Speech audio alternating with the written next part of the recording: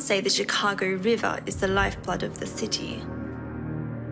Some say information is the lifeblood of any city. But blood is the lifeblood of this city. 3 months ago, the death of a sheriff in an explosion at Chicago University served as a portent for the chaos that would envelop the city. The prince's response was to force 5 kindred to work together to discover who assassinated the sheriff, or be held accountable themselves. Alec Ace Martinez, the fledgling Caitif, turned that very night. Anthony O'Sullivan, T, the Malkavian, his surrogate sire. James Bax, anarch to the core. Elena Leclerc with her dark secrets. And the wayward rose, Elise Verrill. Their brief search for this shadowy figure brought with it a number of conflicts, with the coterie choosing the side of a Holocaust survivor, Shajana, over her persecutor, Martin, with Leclerc pursuing the object of her obsession, the pop star Fanny Fanon, with Ace searching for his true sire, and finding a serpent who would stand in that place, Marcel, and with the coterie declining to accept an offer of help from the anarch baron, Anita Wainwright.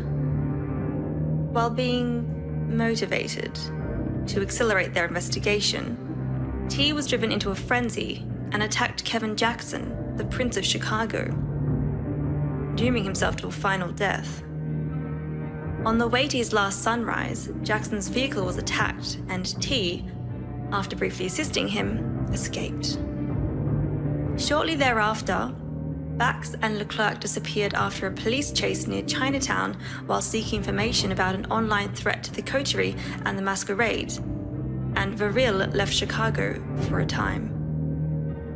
When Justicar Lila Danvers arrived in Chicago, every kindred knew that something huge had happened.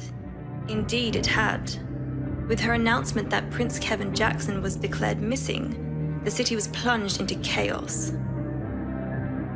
The remaining 2 members of the coterie had presented her with their findings on the explosion at the university.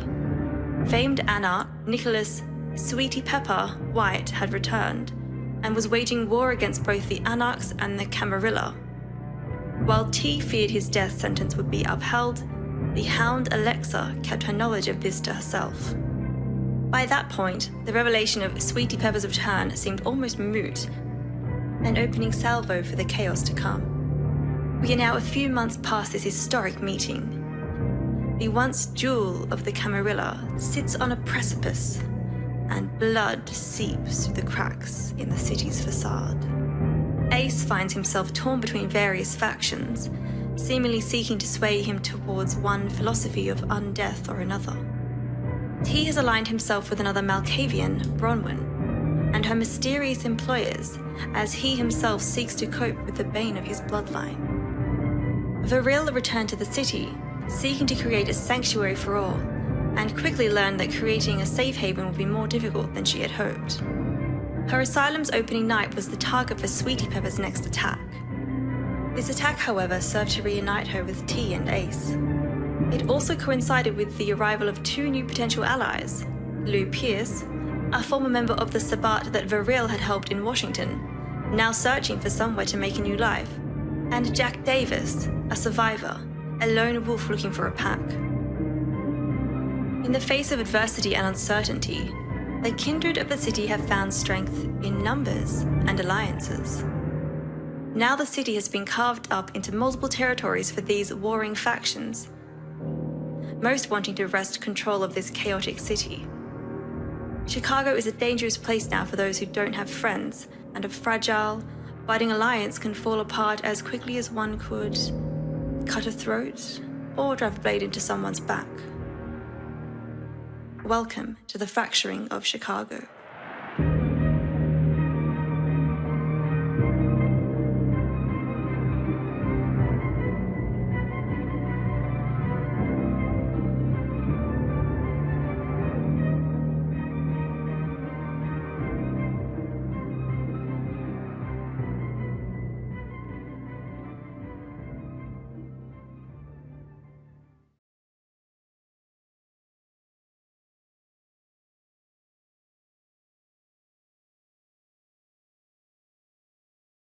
Hello, everybody. My Hello name is there. Darren. Chris is not here currently, but we will do the intro for him. We'll do the usual order. Please introduce yourselves and who you're playing. Zerator, I play Lou Pierce. I'm Kieran, aka Caravan Zero. I am playing Jack Cannon Davis. I am Rachel. I am playing Elise Varil, the Toreador. I am Joe Jotaro. I'm playing Ace, the newly created Bruja, and who just finished Del Rising. Nice. I'm Aaron. I'm playing Julie Lafille, a French Bana Hakim. My name is Chris, and I will be your storyteller today. Thanks, I'm Chris. Yapping. Awesome, Chris. Good job. How is everyone in chat? How are we all doing? Are we I'm gonna attempt to stall. Our storyteller's making coffee, so. Our storyteller is making coffee. I guess we could do like a quick summary. Put some socks on. Yeah. I will Sucker it. leave it to you, Joe. Do a recap. A quick summary. All right, LARPers. This how it's gonna be, right? So, Shit went down, In the previous session before this last one, Ace was put in a trance because of the tongue. Oh, Chris is here. Awesome. There's our cute boy. Look how cute he is. Look Look at his cute little mug. You tell her his face. His cute look. Hello, Chris. It Sorry, fell Joe, apart you're in the without middle. You're in the middle of the recap. Continue. I had actually finished making the coffee a little while ago, like literally just as you guys went live, and I'm like, I'm just gonna sit back and I'm just gonna see how they deal with this. How'd I do? How'd I do, storyteller? Did pretty well. Thank you. We all did well. You all did very well. Well done.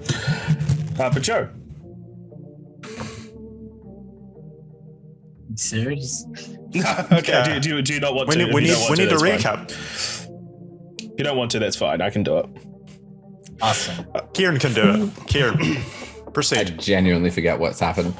Welcome Rich can do it. everyone Rich, to proceed. Fracturing of Chicago. I am your storyteller, Chris, and I hope you're all having a good time.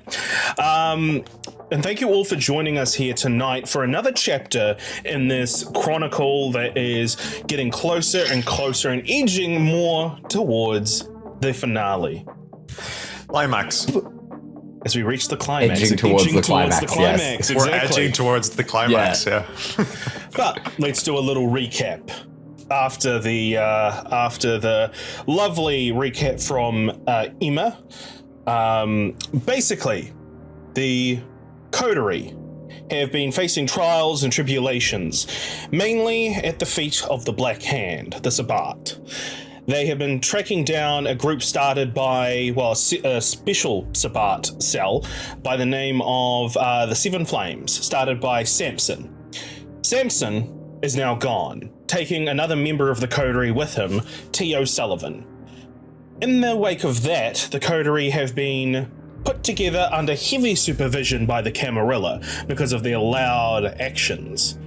They have been investigating further into these other flames, namely tracking down Mateo Garcia and Clarence Bartleby.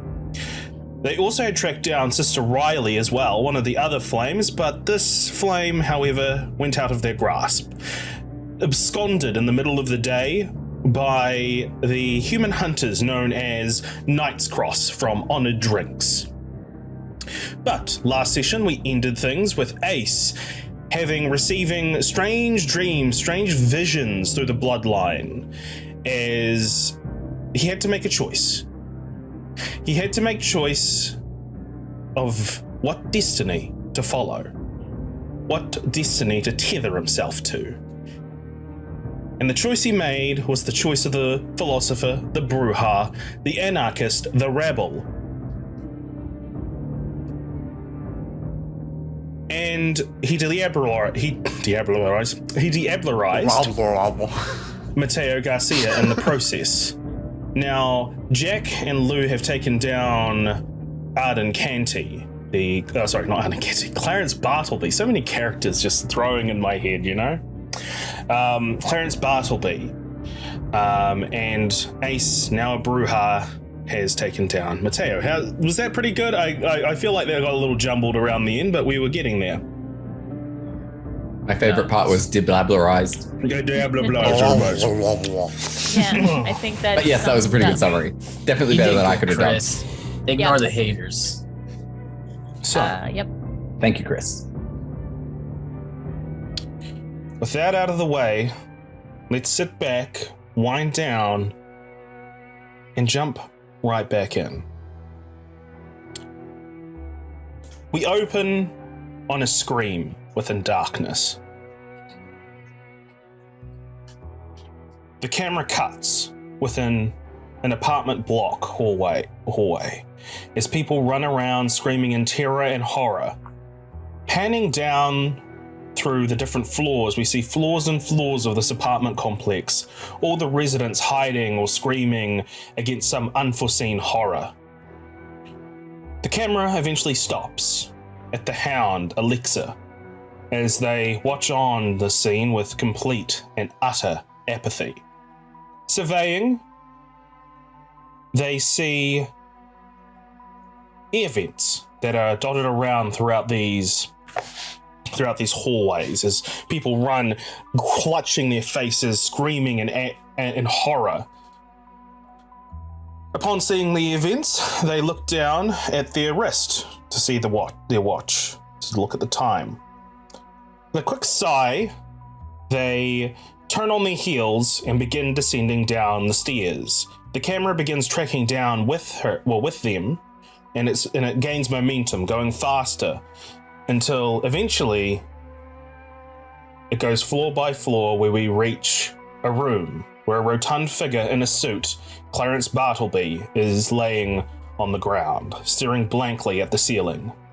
Lou Pierce and Jack Davis are here in this room, looking through these scattered notes here. You can hear the screaming of agony and torment above you, but you're still scanning, and it's around this point is when you would have made the revelation that Mateo was making bombs for around the city. Take it away, the two of you. Clarence Bartleby's torpor. We should, sorry, just to remind me, we found that there's plans showing that there's bombs around the city. Yeah, found the map with like X's on it, I believe. Yeah. Do we know that interpretation? It's bombs, or I left it to your interpretation of what it would be. yeah, okay. What do you think these sites are? Attack plans? That's probably the most obvious thing. Yeah. We should get this info to Alexa. Is she behind us right now, or? Has not arrived yet. Alexa's making their way down the stairs. You can hear the screams above you once again, screams of horror. You're not sure what that is all about. Should we investigate further or get out of here? Well, we'll want to take him with us. Wits awareness. It's going to need to be an an interrogation.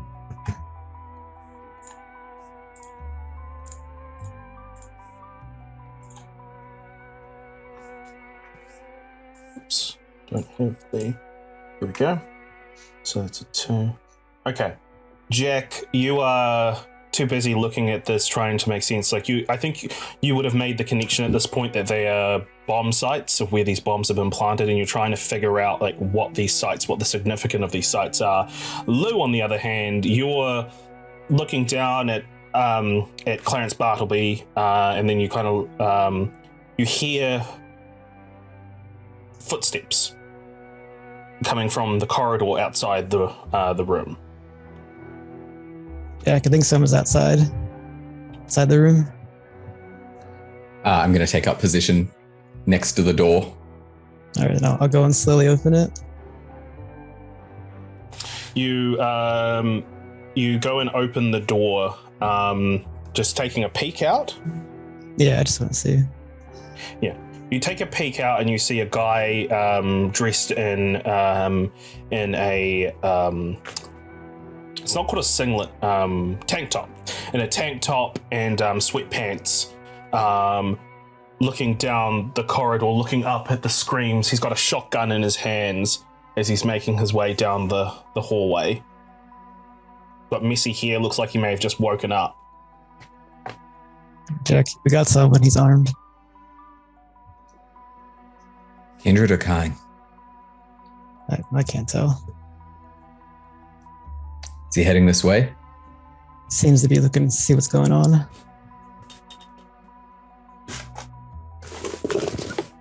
Step back from the door. Leave it ajar. If he comes in, we'll deal with him. All right, I'll take a step back and wait. As the man, before you sort of leave fully, you would have noticed that the man, he every now and then, like, he'll come across the door and he'll just kind of like lightly tap on the door while like keeping an eye out. And you hear him sort of loud, like sort of a loud whisper, like, "Hey, are you here? Are you there? Are you there?" And never any response as he moves on down the corridor to try it on a few more doors. Is he headed away from towards your door? Yeah, towards your door. But that's as much as Lou sees as he backs away from the ajar door. Okay. Set up an ambush. Mm-hmm. Cool. So he walks up to the. As you hear his footsteps down the hallway, you suddenly hear him reach the door and sort of he pokes the nozzle of his shotgun through the crack and just uses that to kind of start opening it. What's your position and how are you going to try to ambush? So the door is going to be opening like there with me behind it. And as he steps forward, I'm going to like press the gun downwards and wrestle it out of his hands. Okay. There's tension in the air as Lou, you kind of you go to a corner, hide in the shadows, and witness this from a vantage point where you can see both Jack and the door, and you see and the front of the shotgun is almost pointed at you as he's opening the door, but he obviously doesn't see you. But there's a tension in the air as something's about to go down, when suddenly you hear the guy say, "Oh, ma'am!" and then the gun moves away from the door, and you hear him from behind the door say, "Ma'am, what's going on up there? I got my gun. I heard screaming. Do I need to call the cops?" And you just hear a voice from behind the door that just says, "Do me a favor. Shoot yourself." You hear a loud bang as this guy drops down to the ground behind the door. Mere moments later, Alexa wanders up to the door of the room you're in and opens it. Looks down, sees Arden, I don't know why I'm calling him Arden Caitif, sees Clarence Bartleby. Doesn't see you immediately. Actually, can you give me... So what power did you get? You got, Lou, what obfuscate power did you get? You got... The first one, Cloak of Shadows. Cloak of Shadows. Okay. Are you able to roll me a wits plus obfuscate, please?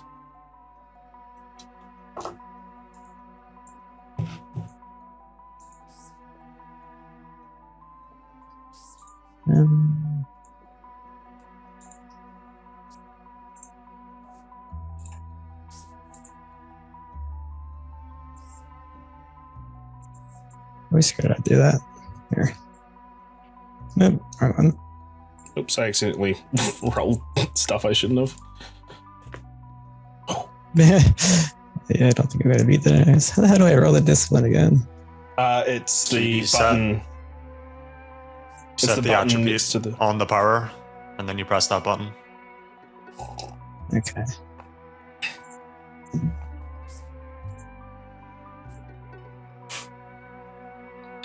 They open the door and stare straight at you, Lou. You can see the man who's dead behind them. You just see their legs through the door frame. They look down, they look over at you, eyes go over to Clarence Bartleby and looks over back at you and says, well, looks like you had a successful trip. Jack's going to step forward and he obviously recognizes Alexa. Yeah, we got the job done. Hope this pleases you. It's a flame down in torpor. I'm assuming that you'll want him taken somewhere for questioning. Yeah. I think it's best if he's held in some kind of prison for a little bit. I've got some cleanup to do as they point up and point down at the body behind them. Sure. Do you have a specific place in mind? They reach in their back pocket. They grab out what looks like a pager, and they start typing things away. They're not really paying any. It's like you're almost a backdrop. They just say, "No. Have you got somewhere to hide him?" Not really secure. They pause.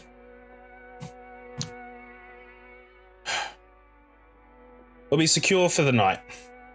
I'll get some people to keep an eye on it outside, okay? Asylum? It's pretty much the only place we have to take him. Gotcha. All right. I gotta stay here and, clean up, get some people here. Do you got the keys still for the where's the others? They went following a different lead. There may have been another flame here tonight.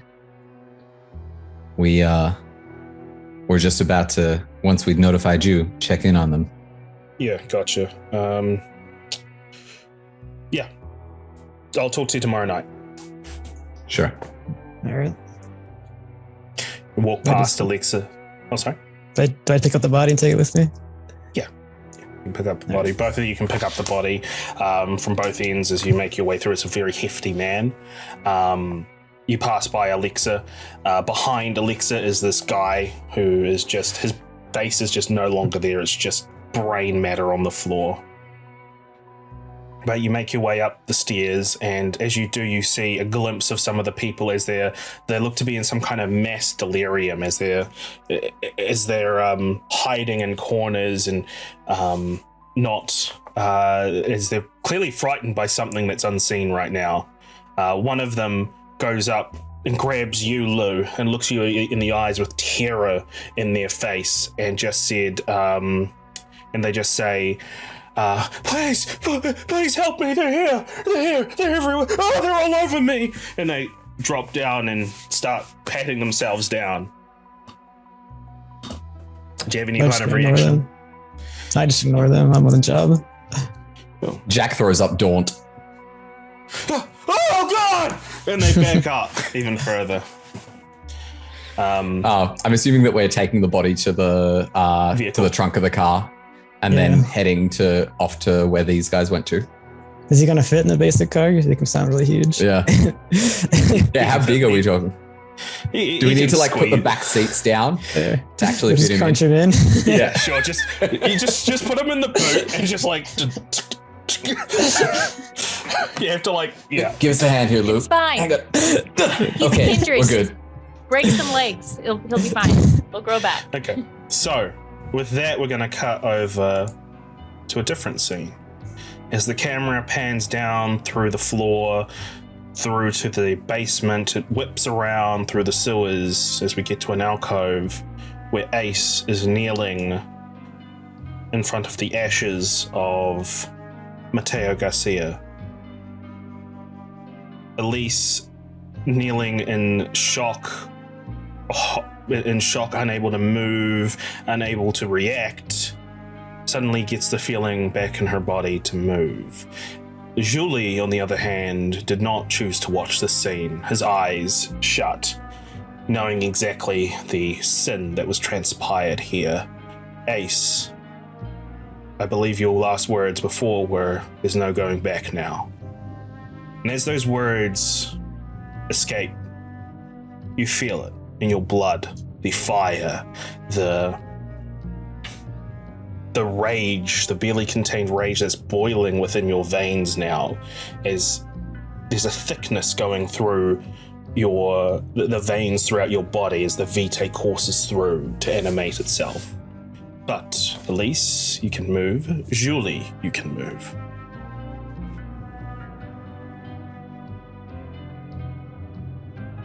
What have you done?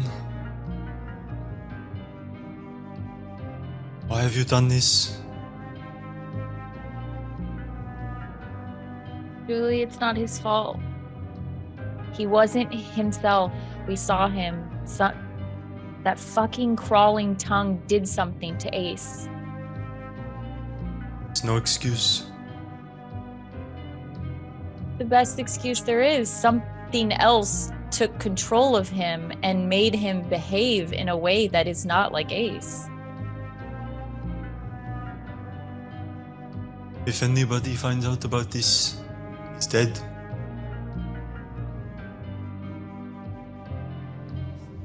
Is there something This that is we not can do? okay. Is there something that we can do in order to protect him? I don't need any protection.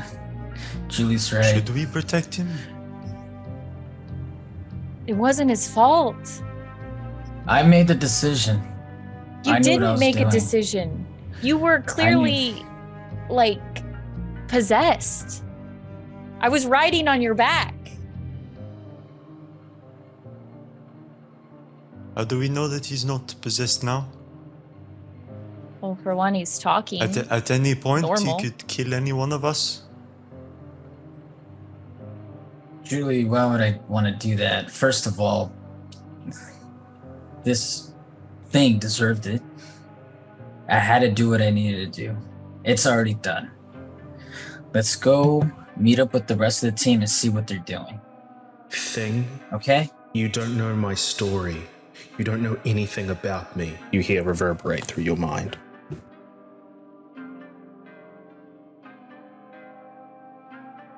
Anyways, let's get the fuck out of here. Elise is gonna just take a glance around. What does she see? Since Mateo was down here, she wants to know if there's anything down here.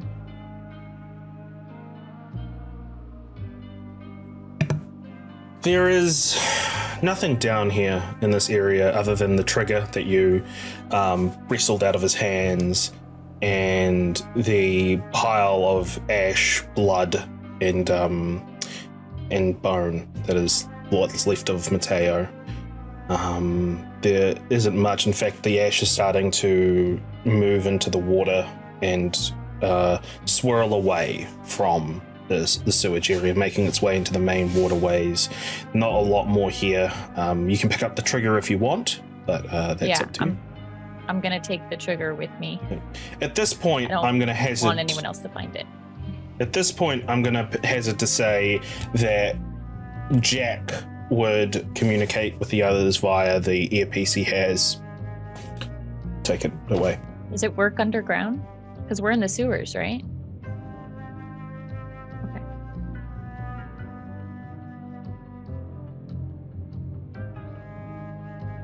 Hey, Elise. Yeah, Jack. Lou and I are done up here. Where are you guys? You need a hand? We're in the sewers. We're on our way out. And yeah, we're done down here too. What's wrong? Elise, don't say anything. We'll see you in a minute. All right. And then Elise just looks at Ace. Let's go. You gonna come along, Julie?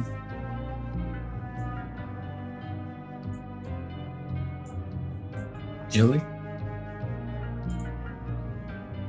Sorry. What did you say? Yeah, I couldn't hear. Are you gonna come along, Julie? Go on ahead. I'll be right out. All right. Okay. Let's go, Elise. Elise is gonna follow Ace out. Just so I'm not on my own for an entire scene. Basically, why I said that was, Julie will walk over to the ashes. He'll sort of kneel down. If there's a bone or anything, he'll place his hand on it and he'll close his eyes. He'll just be like, "I'm sorry." Does Julie have anything in Auspex? No. Nope. That's fine. He's just paying his respects, and then at that point, he will stand up and leave. You walk up, you leave. As you make your way out, you see your sword on the ground. Ace had ripped it out of his own chest, unstaking himself while in torpor. You don't know much about what happened here. You have some clues, but the mere fact that he was able to do that, to defy the bane of all kindred, speaks to the power that was driving him in that moment. He'll pick up the sword, the knife, sort of a large knife, and he'll say, "Just what the fuck are you now?" So, Julie, you leave away from, you leave separately from Elise and Ace. Are you going to join them at the asylum, or are you going to not be with them for the rest of the night?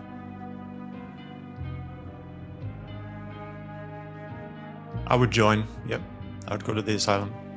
Okay. So you'll come a little bit later on foot, or perhaps once you've reached the surface, get one of your contacts to get you a ride there. But Lou and Jack, you drive to where Elise kind of directs you to where they are, and you pull up and you can't see Julie, but you see Elise and Ace standing there in silence, as there's this eerie tension in the air. Where's Laffy? Elise is just staring at Ace. Like she's standing like behind a little bit and just kind of staring. Ace. Hey, you in there? What's up? Yeah. You back with us? Yep. He is. So what happened? What was that? You went Section 8 on us for a while there. I was put like in this trance or something. I was just going through things in my mind, but I'm good now. I feel a lot better. Yes, it's always normal for people to go in random trances, isn't it?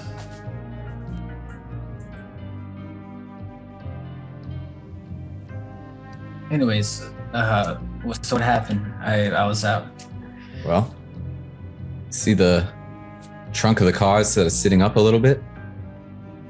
Yeah. Got one of the flames in there, in torpor. Oh, hell yeah.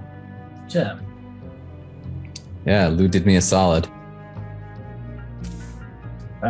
We ended up taking out Mateo. He's like obliterated. You cut his head off? Obliterated? He's ashes. It's ash. Solid work. Yeah, he Where's, had some sort of trigger, right? At least you have it, right? Yeah, and she'll show Jack the trigger. Whoa. You that were thing military. disarmed? I don't know. Yeah. That's why I was know. asking. That's You were why I know military. I'm smart enough not to touch it. Well, Oh, I yes. can't. We found a leave it map. there. There's bombs all over the city. Hand it over. I'm gonna deactivate it. Yeah, Okay. yeah. Like we can't. I couldn't leave it down there. If I left it down there, who knows who could have found it? As Ace takes it, he takes a look at it. He inspects it. Intelligence technology. Can I ask that when I do arrive, I blink?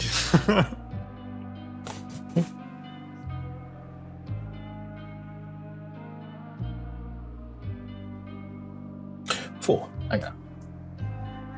You can tell it is a radio. It goes off a radio frequency. It's when the trigger is pushed, it will send off that frequency to whatever the receivers are, and those will do whatever it's told to do.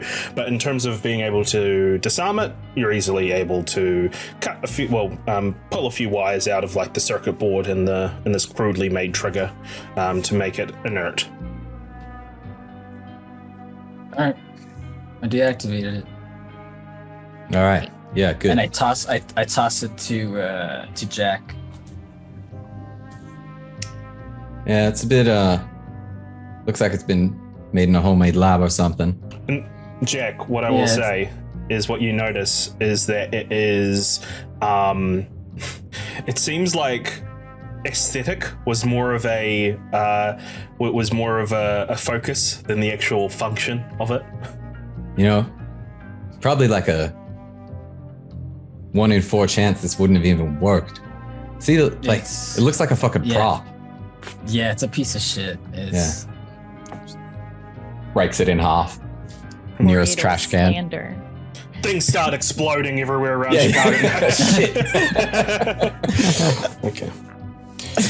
So, the 4 of you make your way to Asylum. Is there any other conversation the 4 of you are going to have on the way, or is it just going to be in relative silence? Is it my car? It's your car. Lou is in the driver's seat. Can you hop off, Wood? Okay. I'll sit in the back seat.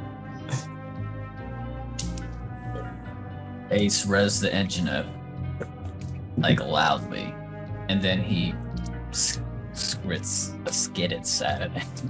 Scrits. And is it relative silence on the way to the asylum, or is there any conversation?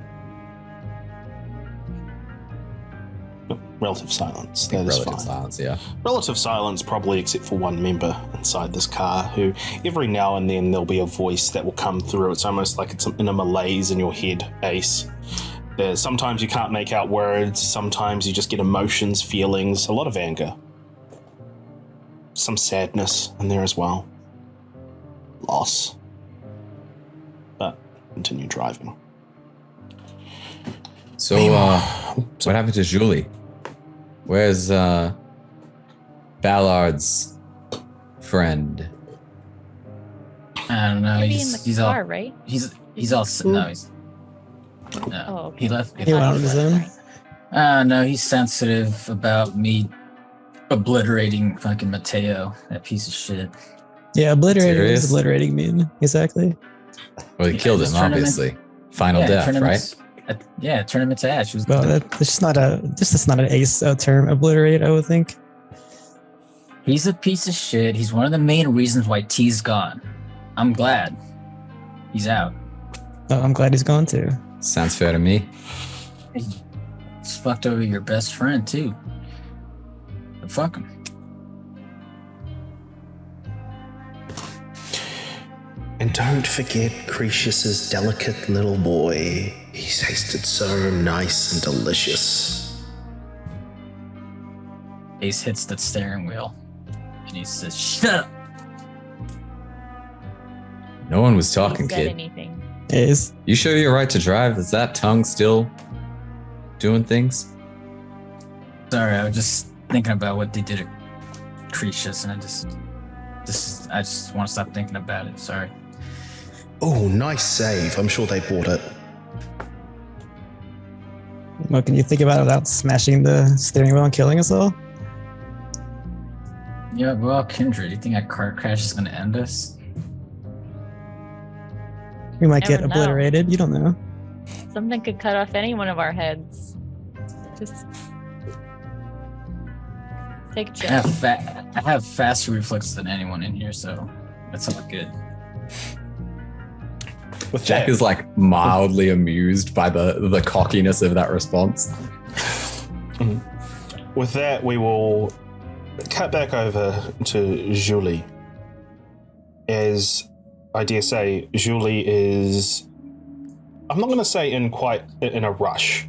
He's probably, No. He's probably, he could take any exit out of the sewer that he passes by, but it's almost like he he needs more time with his thoughts to sort of figure out everything in his head. As he makes his way... He's a meticulous man, and as such, when something happens which he thought could not be possible, he is going to run that over in his head in a multitude of ways to try and make it make sense within his sort of logical mind. As you make your way through the sewers, what I want to know is what are the thoughts that are, how are you trying to piece this together in your head? What in particular are you thinking of to try to solve this puzzle of what's happened to Ace? What was driving him? What this force was? I dare say Julie initially would have thought that he'd been forced into a sort of awake slumber, maybe like a form of torpor where he couldn't act, maybe some sort of vulnerable state that has been forced upon him so that he could potentially be killed. Maybe that's the true purpose of the tongue, is to make people vulnerable. So he was initially looking for a way to fix that sort of issue, but when he started to move on his own, he realized that it's so much more than that.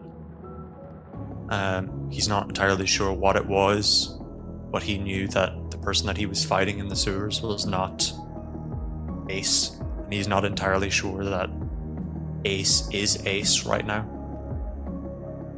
He might be someone pretending to be, and so he's kind of thinking about what he had said when he fed him some blood. That's running through his head, what it might mean in relation to his situation at the moment.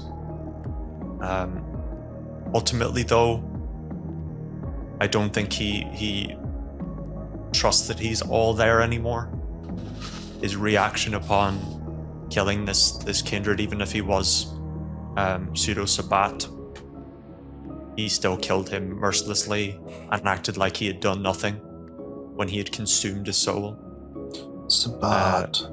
Sabat. When that word pops in your head, you're reminded by the last words he said before this happened. The whisper when you fed him the blood. Tal Mahara. Translation from Gimlish is the Black Hand. True Black Hand. True Black Hand. Julie had heard of the Black Hand before. He knows it's another name for the Sabat. So it is very interesting to him that it was the last words he heard Ace say before he committed such a violent and inhuman act. And so he feels as though there's something deeply wrong with this poor boy who he confided in and told to hold on to his humanity. He feels like... I'm sorry. No, you're okay. He feels like he might come possessed at any time and try to commit another act like this, and it could be on one of his coterie mates the next time. It's troubling thoughts indeed. But could you give me a wits awareness, please, as you make your way through the sewers? Can indeed.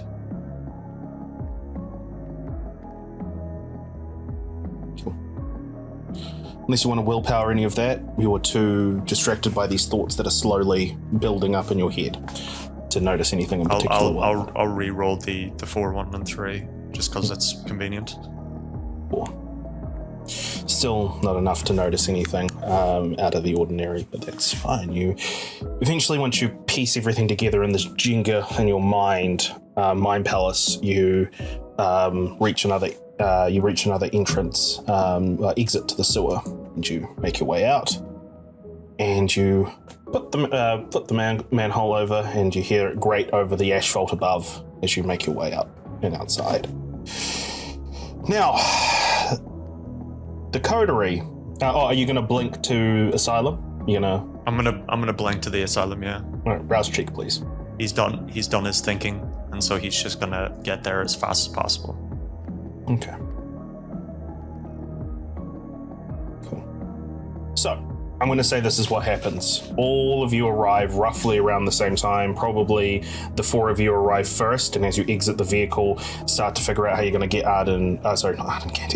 Clarence Bartleby. Why do I keep on doing this? Clarence Bartleby out. That's when Julie appears nearby. We can cut through the introductions and admin if you'd like, and have it so that you've just put Clarence Bartleby in the dungeons below. What's awareness from those that are outside?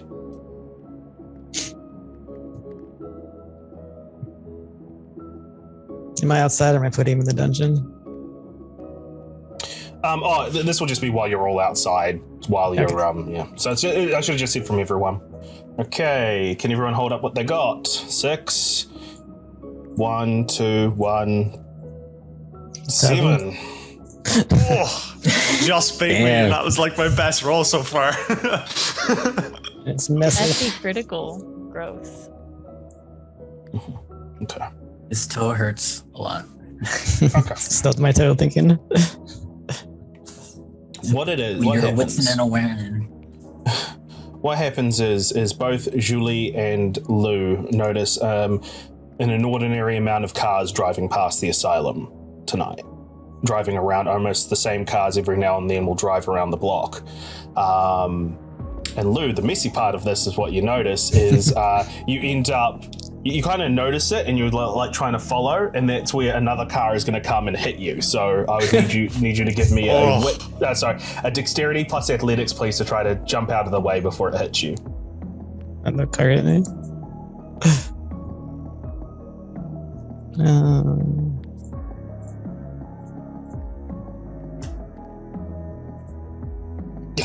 You're easily able to dodge out of the way as the horn beeps as the car makes its way down. But yeah, both Julie and Lou notice. I was getting ready to blink. I was getting ready to blink again. Yeah, both Julie and Lou notice that there is an inordinate amount of cars that are circling around this particular area. What time is it? It is around about 1. So the club is still open? No, it's closed. It's a weekday, I think. So it's closed. So no, it's not dead, but normally there's not this amount of activity here in the hive of Chicago at this time during the week. Are you guys noticing all these cars circling around?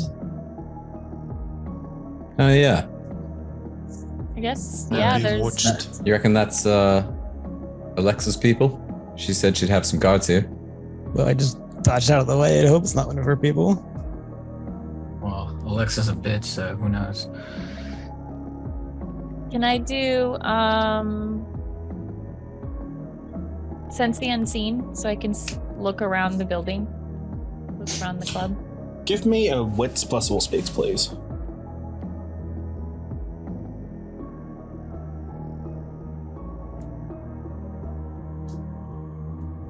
Ace puts on his shades. You want to willpower those 2, or you want to leave it as it is? I'm gonna be honest. I don't remember how much willpower that we had because we healed last session. So I don't Yeah, think that's I had fine. any willpower. I just gave That's myself three slashes and then 2 hunger.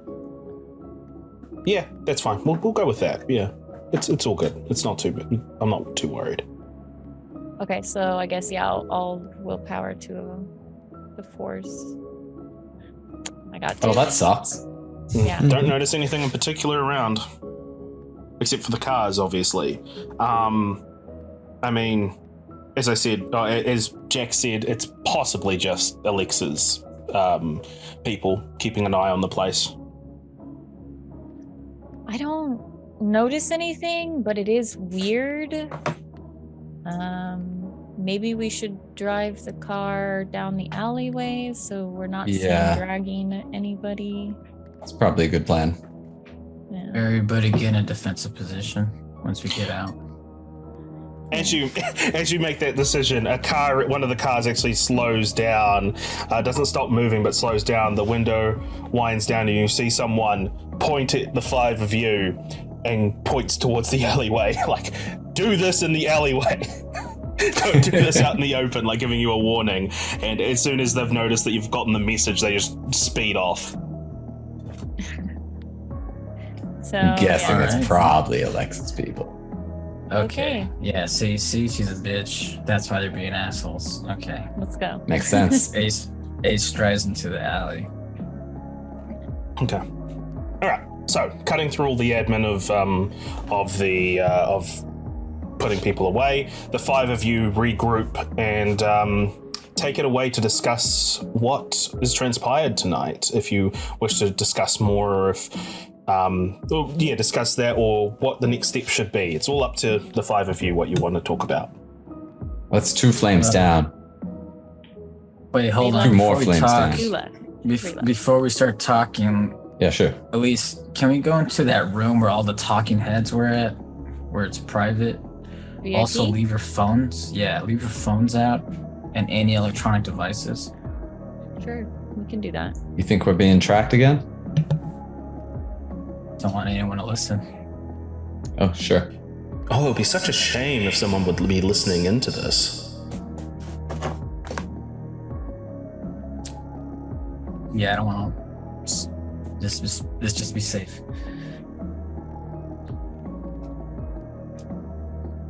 We'll start heading towards the. Phone down next to Lou. Yeah. Oh yeah. Perfect. Lou, just carry the phones. Yeah. Honestly, Lou So- here, take all the electronics. You all Just hands gather out. in the VIP area, the VIP room. Door shuts behind you. I want to note I'm keeping as far away from Ace as possible. Probably would. Are we all going in the VIP room? I thought it was just I thought they were just those Ace two. and Elise. No, I No, thought all it was of all us. of you. It's all of us. Yeah, it's all of us. Oh, okay. Oh, all right. He was just asking me if we could go into that room, and I was like, yeah, Oh, of I course. see. Like, Right. I thought he was asking for Free the reign. private. Yeah, cool. Got Okay. it. So, with that, the five of you are inside the VIP room. Door shuts.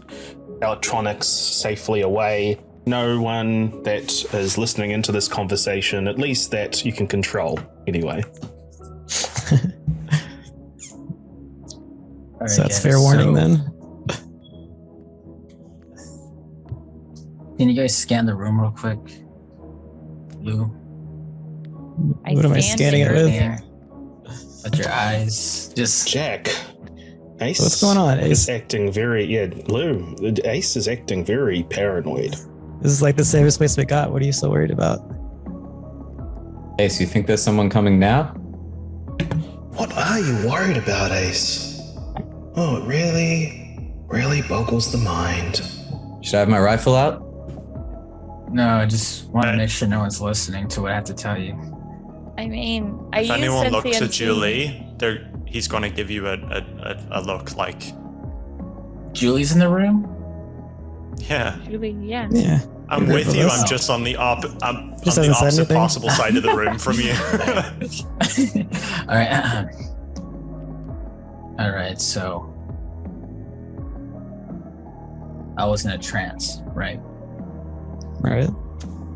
I don't remember everything I saw or experienced in it, but I was in a completely different space.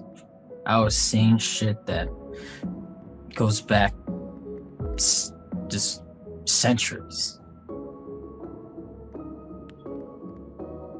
Makes sense. The crawling tongue had some kind of control over you. We really need to get somebody with more knowledge. I was hoping Cretius to help us figure out if you're okay.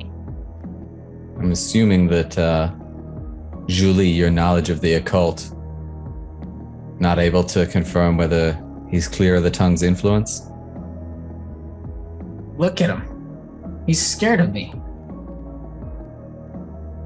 I don't answer. I look at Jack like, Exactly. Anyways, what I'm about to tell you guys has to stay between all of us. Oh, here it comes. You trust them. Do you really trust them? Because we're a family family. And I will keep no secrets from you guys. Julie, you're not part of this family. Anyway. You're right to Yeah, stay, that's Ace? right. Room. Ostracize one of them. Cut them out like the cancerous cell they are. Ace. Julie already knows, so he's part of the family. He's not part of the family. He just knows. Anyways, like I was saying. Mateo turned into ash because I diablerized him. You did what? Why did anyone stop you? Why would you do that? Well, we tried. We staked him in the heart, and he pulled it out. Well, how the fuck did you do that? The tongue. I just woke up and I was compelled to do what I had to do. And it couldn't have happened to a worse person. There's power that comes from it, kid. It's hard to resist. Was that from experience, Jack? Yeah. Oh, so we have 2 gamblers in the group now. Yeah. At this point, Elise is gonna use Sense the Unseen again because she's nervous. Yeah, what's resolve, please? Wits resolve or wits and Oh, sorry, aspects? what's all specs? Yeah, what's all specs? Please be higher. Oh, it's just the 2s. Damn it! Should have roused the Oh, I forgot about rousing. Wait, can I redo that? Can I rouse? I'll allow you. I'll allow it. I'll allow it. Okay.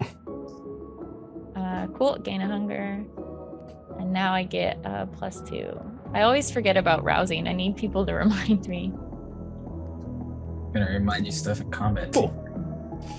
You don't see anything untoward within this room, but what you do notice is outside of the room, in various floors, there is the sound of there's the sound of footsteps that almost are extremely muffled, almost like if you didn't have your heightened senses and your auspex, you wouldn't notice it at all. But with this 4, I'm going to say that you notice that there's a sound of footsteps not in this room but outside this room at distances throughout the club. So there's clearly other people in this club. Whether or not they're spying on this, they're definitely not spying on this, but they might be able to hear it if they have any kind of abilities like yourself, like heightened senses. Do I know if those are my humans or not? Like, do I know if it's like security or something like in? Oh, they're definitely not downstairs? humans. Definitely not humans. No, you would. Basically, in-game mechanics, what this is there are things in your club right now that are using silence of death as they move about. You guys, there's things in the club right now. Not human. I don't know what they are. We're gonna fight. I don't know. They're invisible. Does anybody have abilities to see things that they're not supposed to Elise, see? if you poke your head out of the room, Mhm. with your roll before, I'll say that you can see that there are about 5 different kindred walking around monitoring the place, keeping an eye out on the entrances in particular and the exits. Inside, though. It's not. Inside. She's gonna go out there and be like, "Hey, are you with Alexis?" One of them turns around, surprised that they're seen. This sort of malformed figure, hunched over, puts their finger up to their mouth as they make a shh motion. And they go back to watching the door. All right. Well, so you guys know there are kindred in the club. She goes back inside and shuts the door. They're probably guarding the body. Yeah, but if they have heightened senses like I do, They can hear what's going on in this room. So Uh-oh, Ace. Uh-oh. maybe not talk You anymore. let it out already. You already told them. If anybody can't hide wanted it to hear, forever they would anyways. heard it. I know people can see that on your aura or something, can't they? Eventually, Yes. somebody with that power is going to look at him. What are we supposed to do? Yeah. I don't know. We need to find a way to protect him because, yeah. So to you, And, you guys could decide now Elise. either whether you guys want to stick with me. Elise, Or you can you guys- see my aura? Can I? No, you don't have the It's not ability sent to. down. It's the next one Yeah. up. It's the next one. It's Scry the Soul is the one that will be able to see that. Yeah. Okay, Nope. I don't have that ability, unfortunately. sure. So you Well- guys have a choice. Stick with me.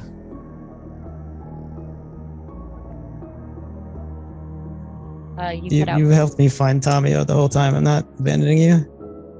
We just need to go all in. It was the tongue's fault. That's all we got to do. Jack. Why is there even a question? Got your back, Ace kid. nods. Elise. I'm not going anywhere. I understand what happened, and I've been kicking it with Jack all this time. It's fine. It happens. Julie. Does he even get a choice?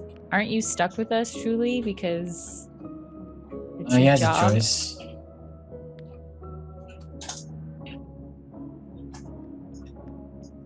And then it just dawns on Elise. Julie, are you going to report this?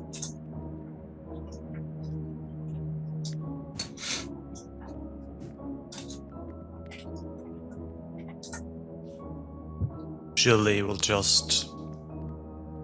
I presume Julie is standing next to the door. He'll open it and attempt to leave. Ace. Julie. Julie, you know you can't outrun me. I can't trust you either. Well, Would it better be make better an for you answer. if you forgot this, Julie? Would you prefer that?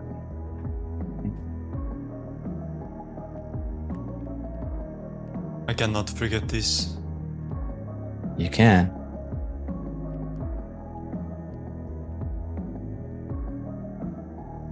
No, I can't. So you're gonna put us all in risk, is what you're saying, Julie?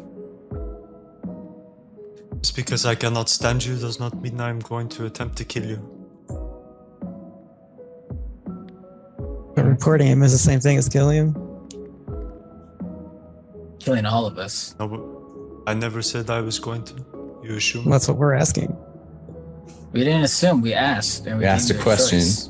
you didn't give an answer, and we're asking for the answer.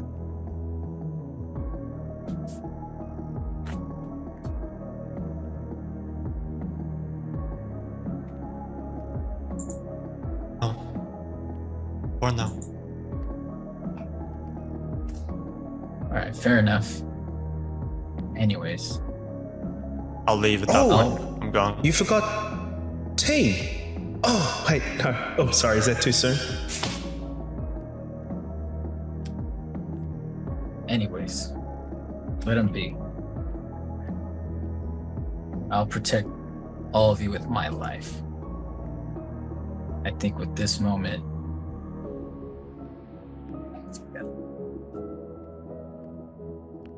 we're all we got.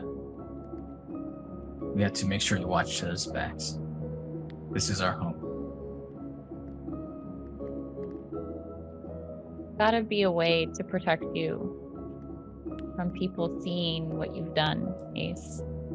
Because That's why I asked if you could see my aura, Elise. There were some things I wanted to find out. Obviously, there's certain people in positions of power who know about my history. yeah. If I stand right next to Ace, does anyone know if it's clear whose aura is whose? Is there any possibility that could be a confusion? We could just make sure that if we're ever in public close by, hope for the best.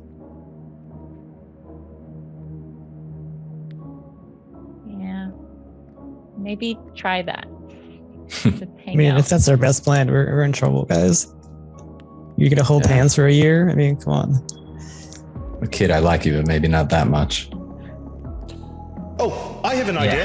How about you walk into the sun?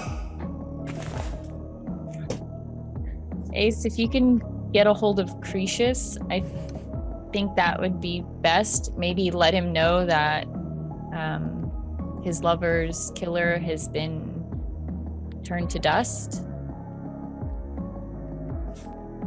I don't know. I don't even know how to find him. Through Rosa? I don't think she's gonna know how to find him either. Does anyone know a way where I can communicate with him through the blood? Sounds like Tremere shit. Elise, that girl who was here at the Elysium, do you have a way to contact her? No, not really. I know that she's with the Chantry. She's pretty young. I don't know much else about her. I believe Rosa does. Yeah. I think. Maybe I'll reach out to Rosa, see if she can have a conversation with the Chantry, get us access. What, hey kid, Sorry, would you be just willing to pay interrupt for a second? One thing, thank you, Aaron, for reminding me. But it's not so much for the reason you reminded me, Aaron, but it's just something that you know, is that Bartleby had the tongue on him, and you've got that in a wooden box at the moment. Okay.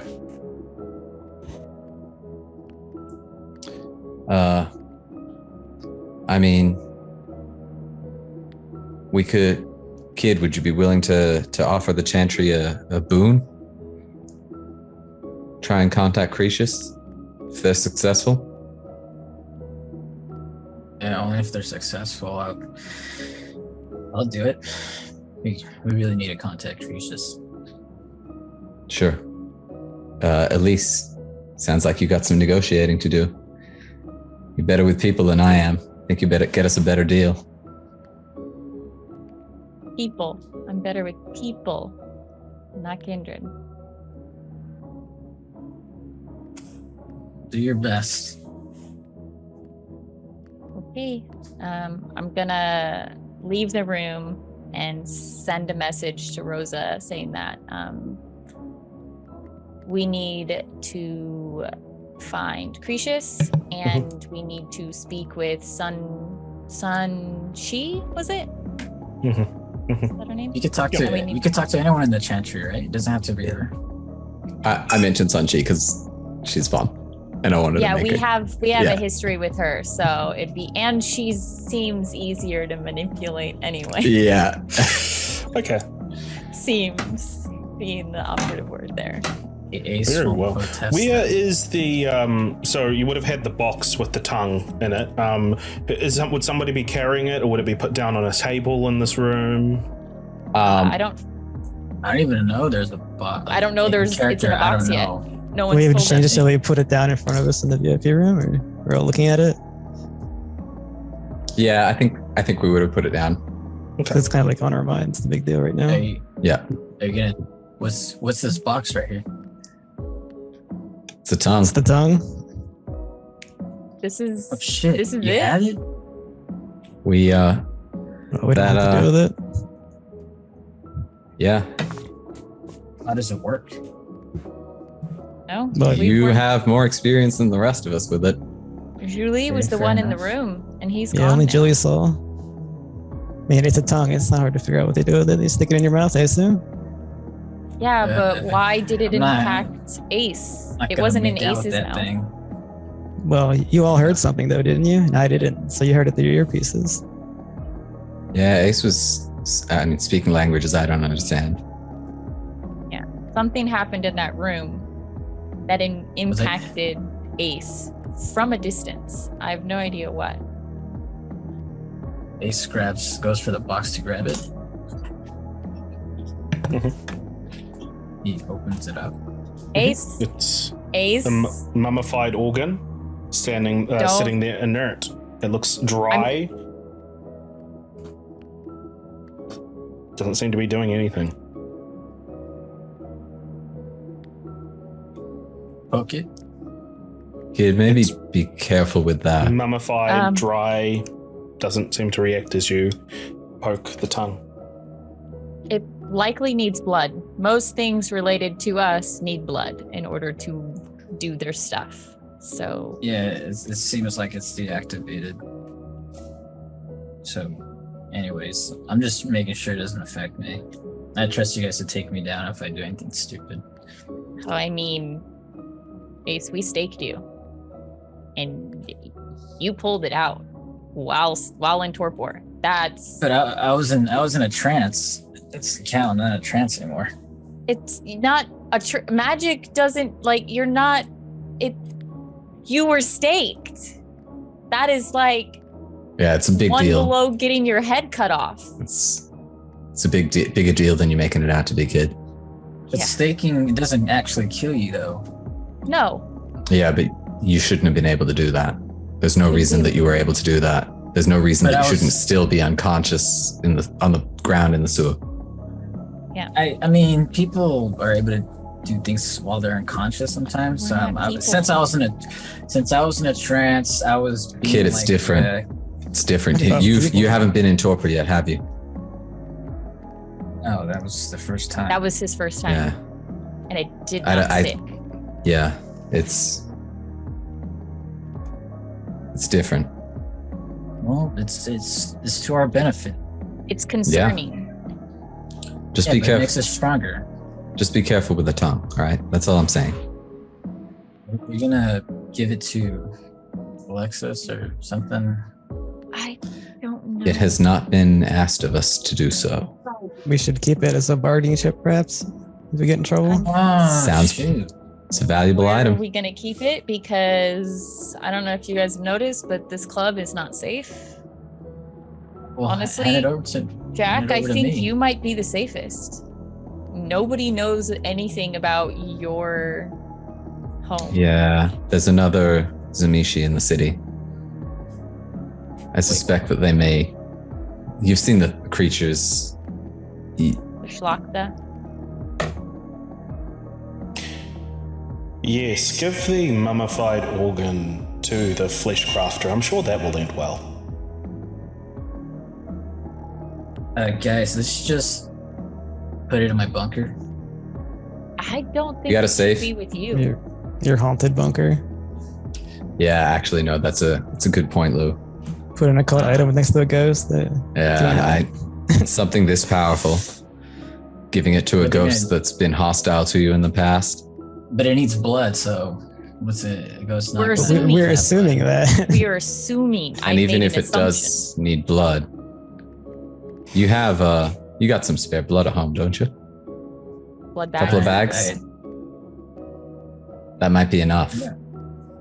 I don't think you should be in the same room as the tongue. I don't think No, we have no, too but much to. we need to hold it. We can't just I'll leave it anywhere. hold Someone it. needs to carry it at all times. Okay, I'll carry it at all times. I will wrap it up and I will wear it on me at all times. She's not disgusted by that, because she's a Jordor, is she? Yeah. Well, If it's in she's the doing. box, that's fine. But if it was out Okay. in the open, no, she wouldn't be fine. You sure How you can big is the handle that? box? Yeah. It's like Can I Yeah, turn it she's into a piece of size. jewelry? It's Oh, like jeez. it's like a jewelry box size is the box. You're gonna need Okay. like a bag with you all the time. Can I turn it into a necklace or would it be too big? The tongue? Yeah. In a Fuck. container. Like in a box. Oh, in a box? Could I- Yeah, it would could I be figure definitely it? too big. It would You'll look definitely be like- too big. Fucking, you look like I Flavor would, I Flav. don't Yeah, know. okay. I mean a tongue. is only like this Are big. A you- tongue isn't Don't that have big. don't have the tongue out in the open. It's the No, point. I was gonna wear it on a chain and like stick it down my shirt so that it could be on me. Does at least have a Mr. T aesthetic Yeah, you John with like Cena. this much chain bling? gang. Anyways, we're not gonna put it in a box. I mean, we're not gonna make it a necklace. Anyways, this is out of character. Anyways, I'm a Toreador. Let me turn it into jewelry and wear it. at the end of the day, I'm the fastest one. I'm the most capable in terms of speed. If it comes to an emergency, I will take the box and I will run with it. Except when you were under the influence of the tongue, you were useless. You can't do anything in your control. You're under someone else's control at that point. We don't know who. I'm in control now. Ace, I think we're vetoing that. We are vetoing the idea that you take it. It's not safe with you. Are you making the vote? You can't Yeah, have the box, Ace. It's, I'm gonna say I As think an emergency? main plan at least takes the box if you can find some way to carry it that's not turning it into a necklace. Ace is faster than any of us. If it's an emergency and we need to get it out of here, Ace can grab Insane. it, stash it somewhere, and come back. Exactly. Only in an emergency. I'm not saying Yeah. give it to me willy-nilly. Cool. Yep. Anyways, I'll grab the box and I'll set it on my lap and I'll hold on to it. Okay. I'm gonna say we're gonna- contact Rosa, please. Yep. While there's contacting Already happening did. with Rosa, we're gonna cut over to Julie. So Julie would have left the room. Where would have Julie gone afterwards? Would he just gone back to his? He's just down in the main hall. He's just chilling. You're not gonna go talk to the He just- prisoner? He just didn't want to. He didn't want to be in the. He didn't want to be in the same room as him. He couldn't. He couldn't stand being next to him. But Okay. he's just chilling outside. At least you will get a response back that will say Hyde Park.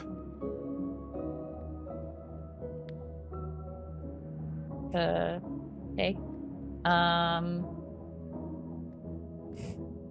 It just says Hyde Park, you guys. I'm Pretty- assuming we're gonna Pretty go clear there instruction. to meet someone. Don't know if it'll be Sun Chi, don't know if it'll be Cretius, but It's time we have till sunrise.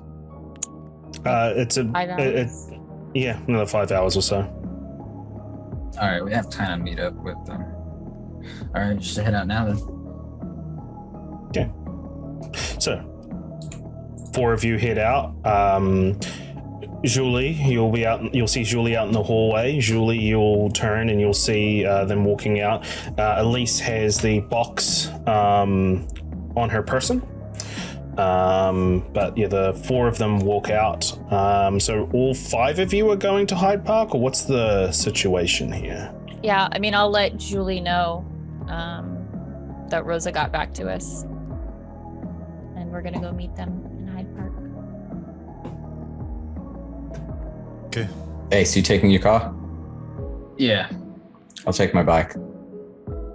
I'm gonna jump on the bike, not be in the car with Ace and the tongue. yeah, I'll get in the passenger seat in the Ace's car. Julie. I'm You gonna. gonna If you let me, I'm a blink there. I don't want to Yeah. be in the car with him. Are you gonna run over there? I can run. Fine. Cool. Let's get out of here. Okay. So, on the way there, what I want to know. Well, actually, as this sort of scene comes to a conclusion, you hear in your head, Ace, once again, this persistent voice that just says, well, that was interesting. You know, I do wonder if they actually are on your side because they love and respect you, or because they're just afraid of you. You saw the fear in their eyes when they talked about how you did the impossible. This is going to be very interesting indeed.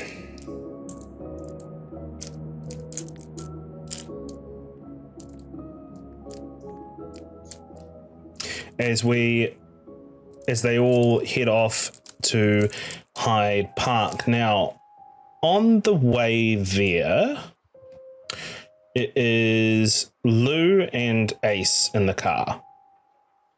Is there any conversation between just the two of you? Because out of everyone in the coterie, Lou, Ace is the one that you seem closest with, I would take, right? So yeah, would I'm there just gonna look at him and say, are you really okay, Ace? I don't know, man. You consumed the feel like person's soul. You had to have lost part of yourself. First thing I said after I'd done it was, "There's no turning back now." Do you still I don't know how to word it. Do you care about people? Do you feel about your grandfather? Oh, I love my grandfather. If anyone does anything to them, I'll destroy them. You do seem angry.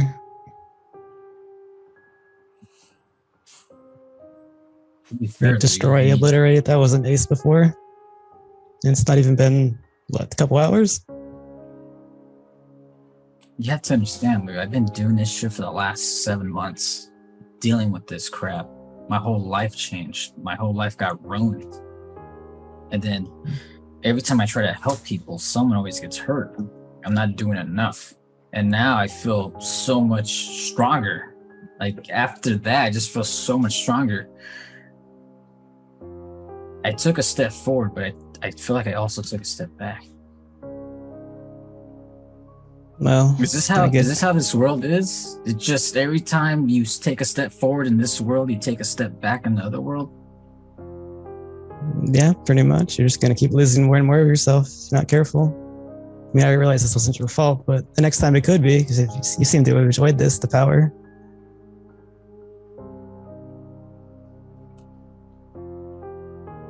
Phil, when I first became who I became, everyone was kicking my ass, dude. I was weak. In the human world, I was pretty damn awesome. In this world, I was a geek.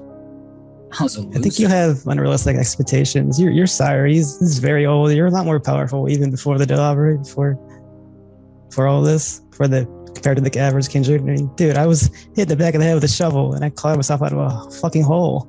I think you're doing a lot better than I was. You're not weak. You weren't weak before. Everyone talked down to me before. Well, of course they did. Everyone's an asshole. That's a good point. You and did now we're all break my garage door. Well, I mean, I've broken a lot of things over the years. You broke a lot of my things. To be fair. Yeah, well, we've all convened to keep you safe, so clearly we care. As you say that you've broken a lot of things, you jump in the car, you turn it on, and that's actually where you take the time to actually notice one of the headlights is out. Is that you? We may have ran into somebody. Getting out of that last place when you're unconscious. I just fixed this not even a week ago. Well, I mean, it was a busted car, or busted you. We made a choice. Okay. Fair enough. I'm just kidding. I'll just fix it myself. Anyways, Lou. Thanks, man. Oh, you're welcome. All right. So, all 5 of you head off to Hyde Park, which is a large park of just a large. Oh, just give me 1 second. A large. Give me 2 seconds. I need to actually look up how it actually looks. Looks like a thing with things trees on it. With more it has things. trees. Okay, so it's like a large wooded area, and you see within this wooded area a building, a giant building of sort of Gothic architecture within the park itself. And Elise, can you give me a resolve plus or specs, please?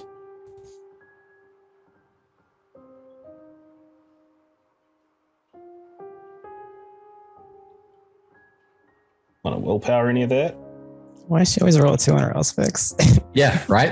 I even gave her more She's- dice on this she's- one. Right. She's rolling all of Auspex, by the way. It's not more dice. It's the same amount of dice. What are you talking about? No, it's more because you would have had wits. Wits is less I than your can- resolve pool. Can I re-roll 2 of those? You can reroll 3. Oh, the 5s. Yeah. Okay. Yay, Cool. 4. That's enough for you at the very least, you notice through your sight beyond the normal pale that this building that is in the distance within the park itself is glowing with sigils and symbols all around it. If you had to guess where the Tremere Chantry would be, this would be the place. Oh, hey, guys. I think we're headed to the Chantry because there's a lot of glowing sigils protecting it. Oh. I'm assuming. Is this something we should be worried about, or? I mean, Rosa told us to go here, so I don't think so. Although, Sounds like we'll be. They may have agreed to a meeting with. I'm forgetting her name. Sanchi. Sanchi. Sanchi. Thank you. With Sanchi. Cool. Yeah. Hey, Jack, just have your gun ready just in case. Sure.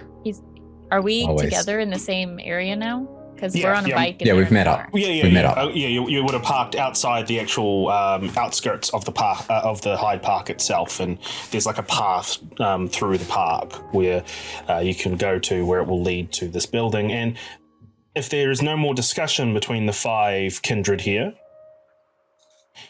they will continue forward through the park as the I'm holding on lamp- to the box.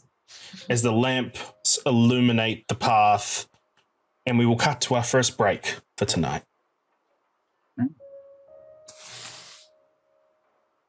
See you in a bit, guys. All right, LARPers, don't go anywhere.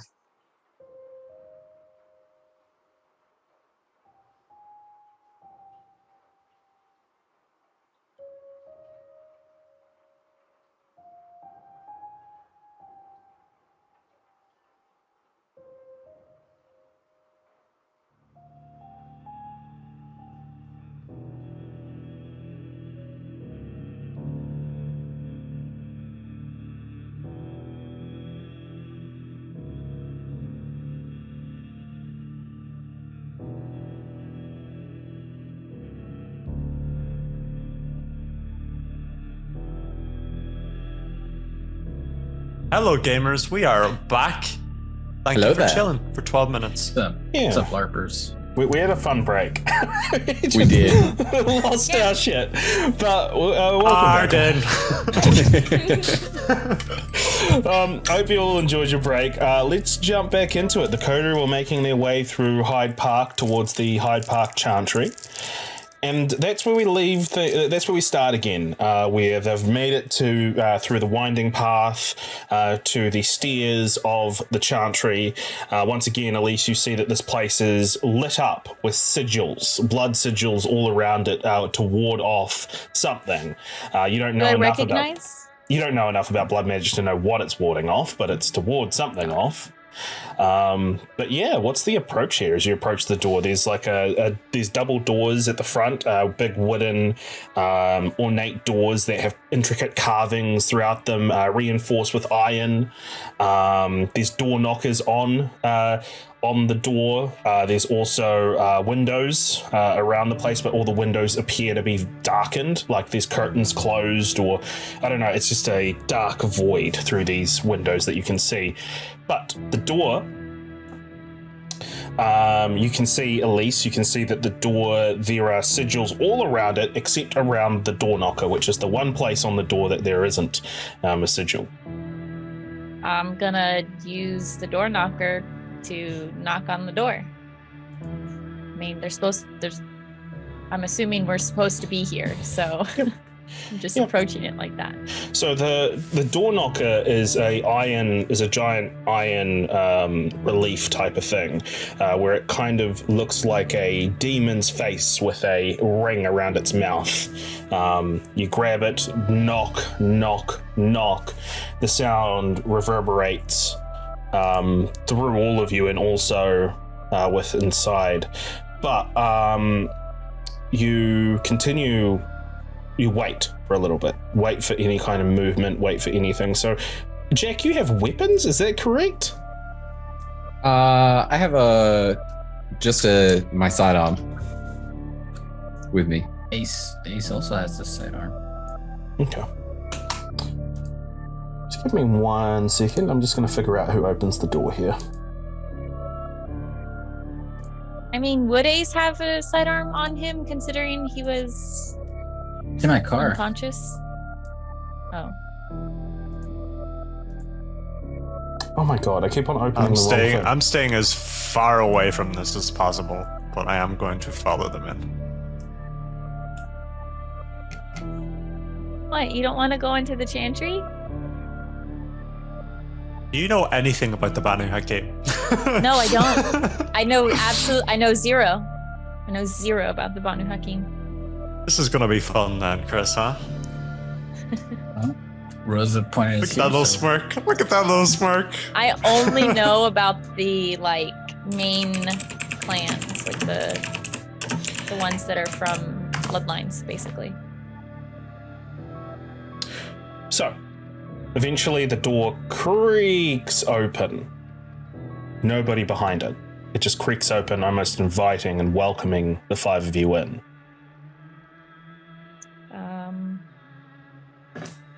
I will hold on to the tongue very tightly and attempt to walk in. A little Is it nervous. dark in there? Not dark. You see inside. You see it is a landing, a opening area where there are stairs that lead up. There is also a hallway that leads forward. It is lit with an orange amber light that seemingly is coming from somewhere, but you don't quite see where the origin of this light is. But the doors open before you, inviting you in, as I said. Lisa, I haven't dealt with the Tremere before. Are we being invited in? I think we are, so I'm gonna step in. I also don't have much experience with the chantry. Let's just get in. Yeah, follow. Do I feel anything while I'm holding this tongue while I walk in? Nope. We should probably kind of order everyone to kind of be like in a defensive position where Elise is in the center, I'm in the front, Jack's on the back of Elise on her right, and Lou's on the back of Elise on her left. Ace, I don't think we should be. We're going into someone's home. I don't think it's polite to be taking a military formation here. We got to make sure we're protecting the tongue. Understood. So, 5 of you walk in. Julie, do you also walk in? Yes, but I'm at the back. Jack sort of I hesitates attempt to walk in. before he goes in and just sort of steps in. Okay. And Julie, then I'll just say sorry. hello when I walk Aaron. in. Like, hello. Aaron, can you do me a quick favor just because my mind is failing me right now? Are you able just to give me a quick summary of, DM me a quick summary of Banu Hakim / Tremere? I've got a vague idea in my head, but are you just able just to just refresh me so I can look? On the history? Mm-hmm. Just DM it to me. Jesus. Okay. Just Cliff Notes. Link the wiki. Just Cliff Notes so I can quickly read it, just because, as I said, my brain is failing me right now. Speak about something else, and I'll say that I just wait outside nervously. So, the 4 of you walk in. You say, hello, Elise. Your hello echoes throughout these empty chambers, throughout these empty halls. As there's no, I'm assuming there's no response. Not yet. Jack will call out. Apologies if we've entered uninvited. The doors opening did seem to be a signal that we were welcome to come in at least to these rooms. I wouldn't say you were uninvited. As you hear a Do I familiar recognize voice, Portia. Portia stands at the top of the balcony, looks down at the four of you and says, I heard you were after some help. Is that correct? Yes. Yeah. Um, Yeah, I need help. We have a artifact here that has impacted Ace, and he was able to pull a stake out of his heart while in torpor. Portia saunters down the stairs towards Ace, not acknowledging anything that you're saying, Elise. She's just looking at Ace. And she just looks at you and she just says, My. Looks like somebody has done something very, very bad. Naughty. All right. Are you gonna do something about it, or? No. But taking a stake out of your own heart, not entirely unheard of, but extremely rare nonetheless.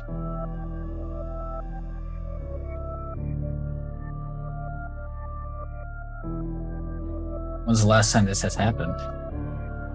Oh, you hear whispers of it here and there, rumors,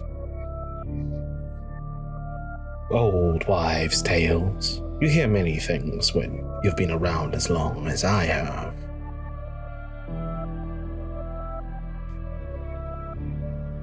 But you need help. Yeah. The artifact. Elise is gonna give it to her because she has no self-control when it comes to Portia.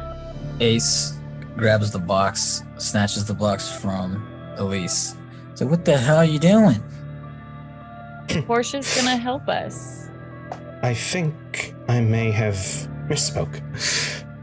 I believe I asked for... Give me 2 seconds. That's everything. Ace, Thank you. it's best that you give her what she's asked for. You too. What about you? What do you think, Lou? We should hold on to it. You haven't made a deal yet? Ace tosses the box to Lou. Before you do, Portia will once again say, I believe there is a misunderstanding here, Kindred. I said, give me the box. Is I need you to give me a composure plus... Oh, what's the... composure plus... an intelligence plus resolve, please. Intelligence plus resolve. All right. I'm gonna rouse the blood. It's not gonna make a difference. Yeah. Also, I'll give you something here as well, which might be good, might be bad. You get a you'll also get another +2 on this as well. So +5. +5.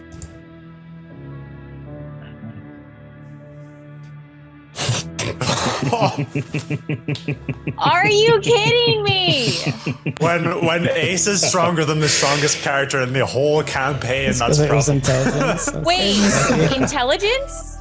Wasn't it composure plus resolve? No, it was intelligence plus resolve. Intelligence Oh. plus Yeah, you got lucky there.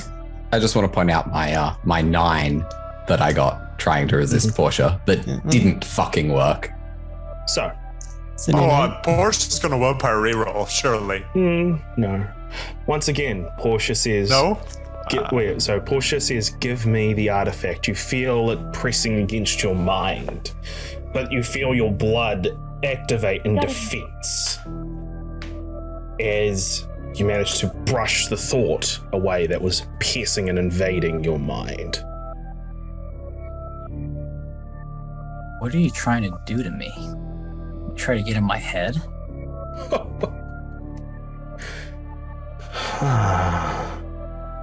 Interesting. You might have these two, but you ain't gonna get me.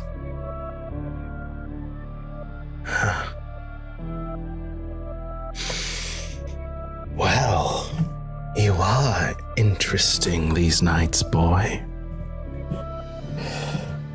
Keep your trifle. No problem for me.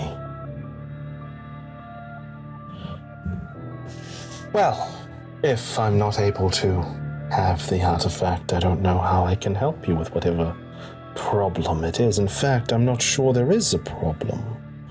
If the boy pulled himself out of torpor and is still here, so voracious and full-blooded, I don't see the issue.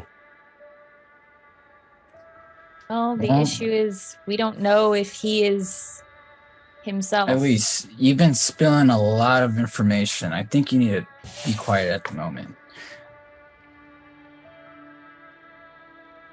What do you want with the tongue? To examine it, of course. And what I want, I usually get. But not tonight, unfortunately. But sometimes you must get used to loss. Very well. Perhaps you want to talk to the Regent rather than myself. Thanks. Yeah. But I doubt he'll be able to help with your little tongue problem. It's not what we're here for. Oh. Well, what is it you're here for, delicious young boy? Her fangs are poking out at this point. To try to find Cretius.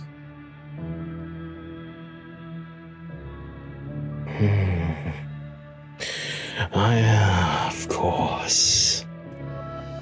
We can help with that. Go up the stairs. I will join you momentarily. You'll find your way. Thanks.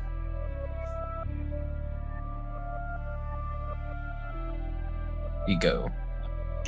And Ace, this is the messy part of your role. Is you gain Portia as a 5-dot adversary. Yes! What is- Thank what you, does that Chris. It means that you have A worthy piqued her adversary. interest. You have piqued her interest by fighting against the dominate, Oh, and you do no. not want to be in her interest. Not in that interest, anyway. It's much better if she just controls you. Something interesting. Oh no. Interesting? I don't know if that's the word I would use. I think he got lucky. you guys are a family, right? You'll defend him, right? I can't. I am blood Yeah. bonded to her. Can you At that all point, just I will enter. Yeah. Thank you. yeah? Also, can you all just kill time while I just read through these DMs, Aaron? Yeah.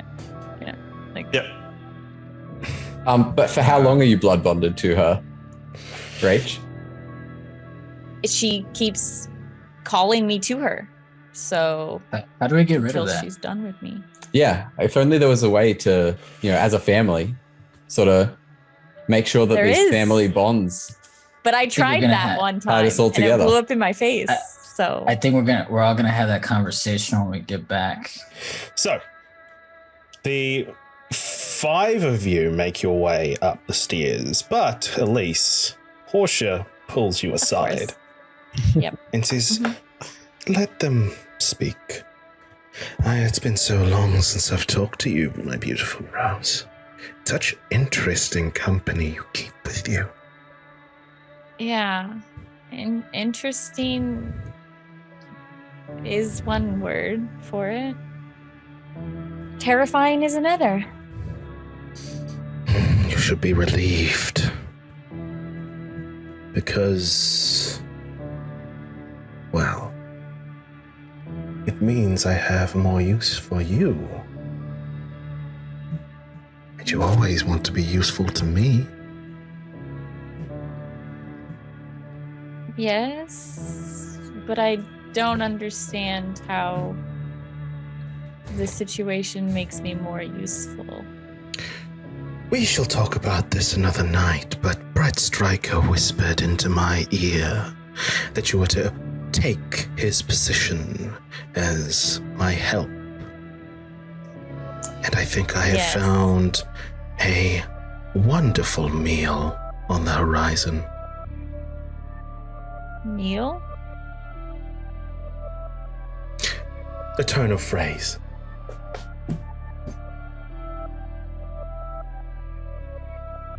Okay. Sounds good, I guess. You guess? Mm-hmm. Oh, A little. Elise. What is bothering you right now? You can tell me anything, child. I mean,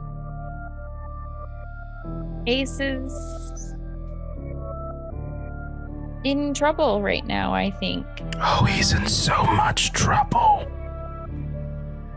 And I was really hoping you would have been able to clear it up, but unfortunately, he did not let us. He need not worry about this trouble for much longer. You can count on that. That's good. Well, we have wasted enough time. Shall we join your friends? Yeah, they're probably worried. Ace in particular seems upset that I'm talking to you. Can I tell you a tale? Mm-hmm. Yes. There are different. There was once a wolf fighting against a garden that kept on blossoming and blooming.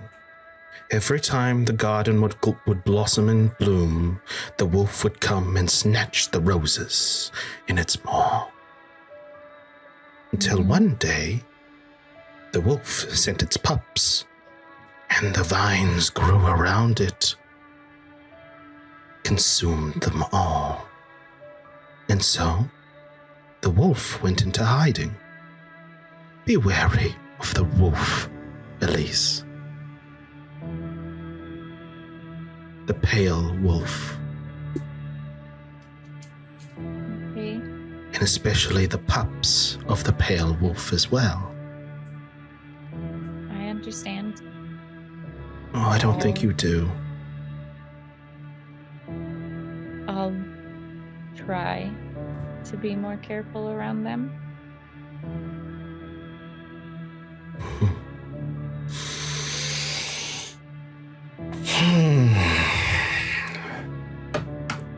You first. Elise goes to walk up towards the stairs. Yeah. You walk up the stairs. Now, the 4 of you, as you've walked in, you go up the stairs, you reach the banister, you're not really sure where you're going, Portia just told you you'd know where to go. So you're just kind of, Ace probably at the front is just like kind of leading things to see, where to go. And then as you look down one corridor, you look behind you and you see that the corridor, the balcony behind you is gone. And you just start moving throughout, without you having much time to figure out what's going on. You just move around and try to figure out and orientate yourself. You're just trying to use your instincts the best you can, Ace, until eventually you reach double doors that are closed. Do they have a knock? No, no knocker. Just double doors. Just simple double doors with golden handles. I'll knock on it. Come in. Open it. Go inside. You see a dark-skinned man with a red leather jacket holding a cane, his eyes having different colors. I think he's got dreadlocks as well, tied together. And he looks over at the four of you and he eyes the four of you up and he says, "You must be the guests that our general told me about." We appreciate your hospitality. Of course. Abraham DeSable, regent of the Chicago Chantry. Jack Davis. Ace. Lou Pierce.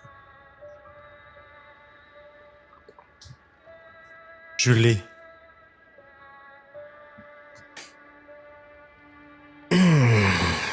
No, That's Elise, by the way. And as Elise walks in, with Portia just kind of pushes you in the room and closes the door behind you. Miss Elise, I've heard so much about you. Portia is Really? enraptured with you. Yeah. You make a man really jealous. Not my intention. And I have heard of Lou, Jack, and Ace. The general gives us reports, trying to get on our favor, on our good side. But I don't know much about you, Julie. Dr. Lafitte has only recently joined. Oh. He's the babysitter of sorts, you could say. At the behest of Mr. Ballard. Must be quite formidable.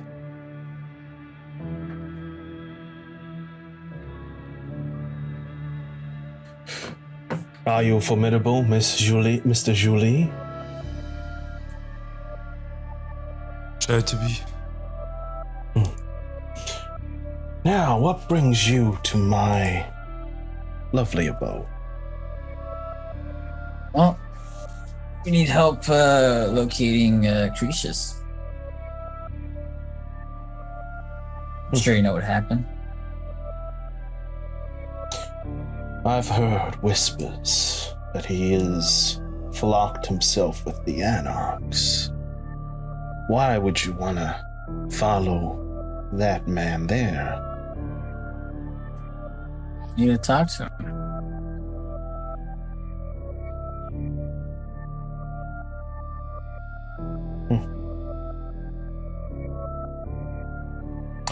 Julie. Sorry, just give me 2 seconds. Okay, no, that's fine. I won't worry about it. Well, we don't offer our services for free. We can help locate this individual. Well, I'm offering a boon. Boons are so pastiche.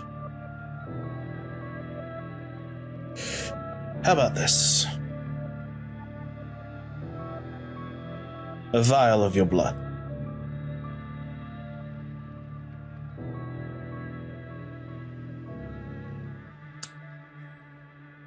You gonna want to tell me why? We concoct many experiments, many things in the occult nature. Blood is a very potent and powerful thing. Who knows what we can make with different types. It also lets you get information about the individual kindred that blood belongs That is true. to. That is true.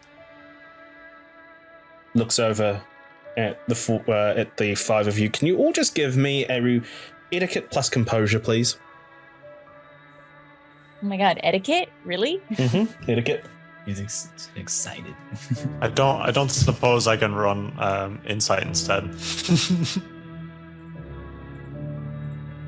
Just take my 0 and get away from me. Take my 0. I'm gonna blood buff really quick or rouse. Wow, blood buff. What was the role? Etiquette what? Etiquette plus composure. Yeah. I'll risk the blood bow for that. It's pretty Oh telling my of a god. critter, I'm gonna read those. I'm so mad. Why am I only getting 2s? Are you kidding me? Literally, all of your rolls are just 2s. You may as well not 2s roll or any 4s. RH. Just 2s roll or 2. 4s. That's all I get. Just Can you give me a composure plus subterfuge, please?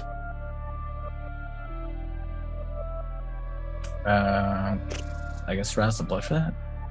Yeah, you can. Yeah. Rousing success, baby. And you said composure? Mm-hmm. I'm gonna willpower reroll. Is that 3 dice? Yeah. Okay. Got 5, baby.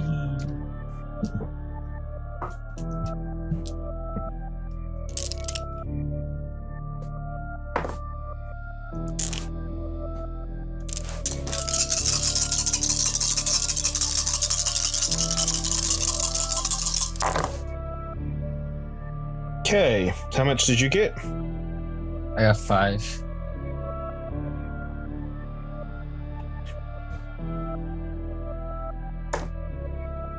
Okay. So, Abraham DeSable moves his eyes between all 5 of you before eventually stopping at Ace. And just says, what's your emotional state at the moment, Ace?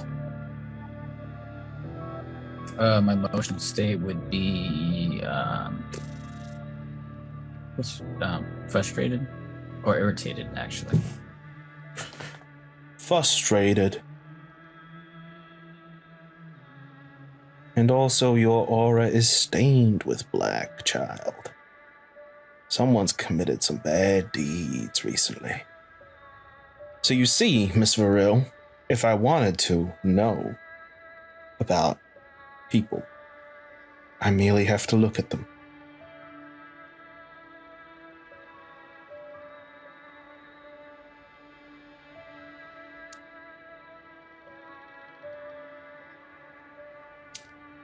That's your concern.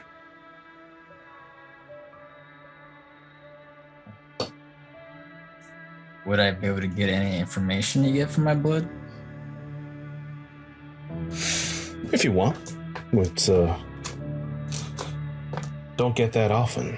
But yeah, could come to some sort of arrangement.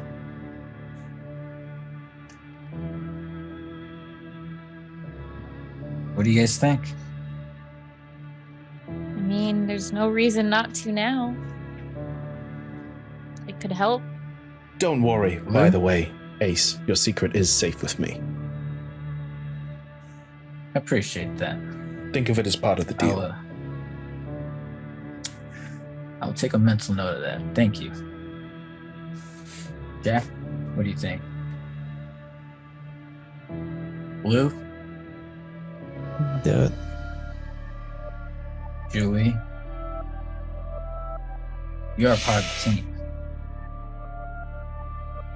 I think, do we have to pause because stream is struggling? Just briefly. It's just struggling a little bit. I don't want people to miss it. Good. Just let us know when we're good.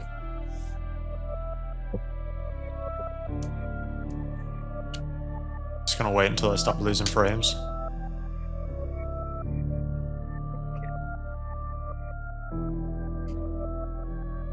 How's the Any audio? issues?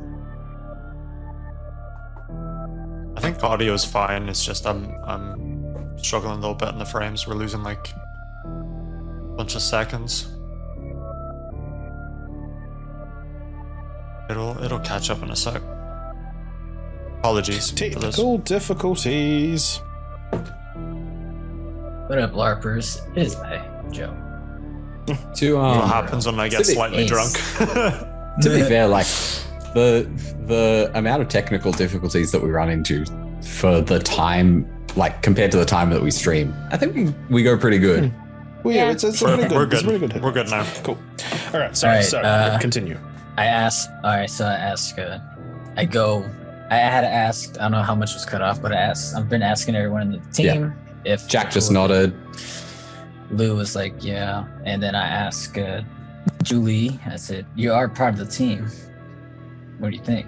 So if you look around, you'll see that like you guys are all facing. I presume you're all facing Dusable. I'm like to my side and looking away, but you'll see him nod. All right. Seems like we have a deal. Perfect. Stands up out of his chair, makes his way towards you, has a silver dagger in his hand, and he just produces a vial, slits your forearm, holds the vial under your forearm. Give me a rouse check, please, as you force the blood out.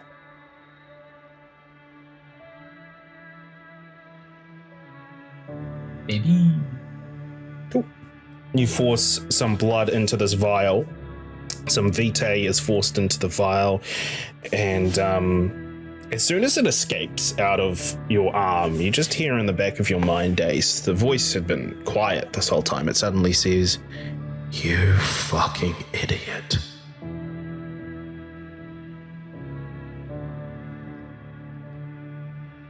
The Sable retrieves the blood, puts it on his desk, and he says, "Go through the doors.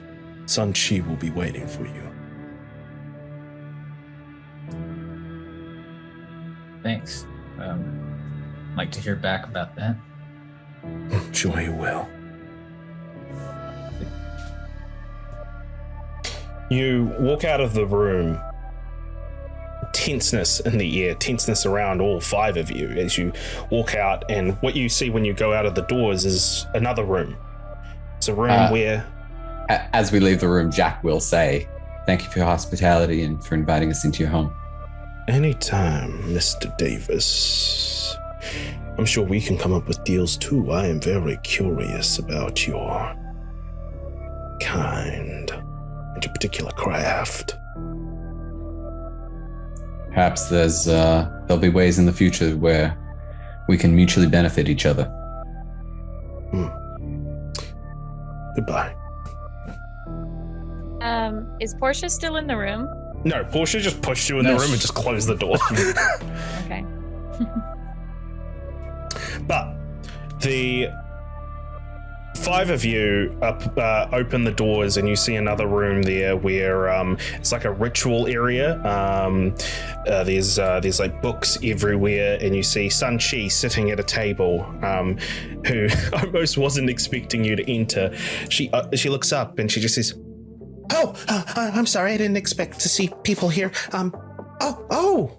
Oh, you were from the party." Yeah, they didn't tell you that we were coming, Sunchi? No, we don't usually get visitors here.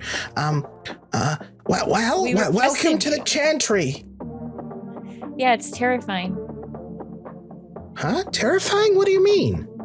I would argue that finding a dead body, being pushed into a bathroom with a dead body, is more terrifying than this place. Really? She has a point, at least. Honestly, they were both pretty bad. A dead body in a bathroom in comparison to this. I mean, this is my home. This isn't a scary place. This is... It's scary to us. Not to me. But- Scary to me. But why? Because there's a lot of powerful blood magic here. Okay. So obviously you've been brought here for a reason. And then she looks over at the five of you again. She's like, oh, sorry, I don't know you. That's so rude. She gets up, pets herself down, goes up to you, Julie, and says, Sanchi. Julie.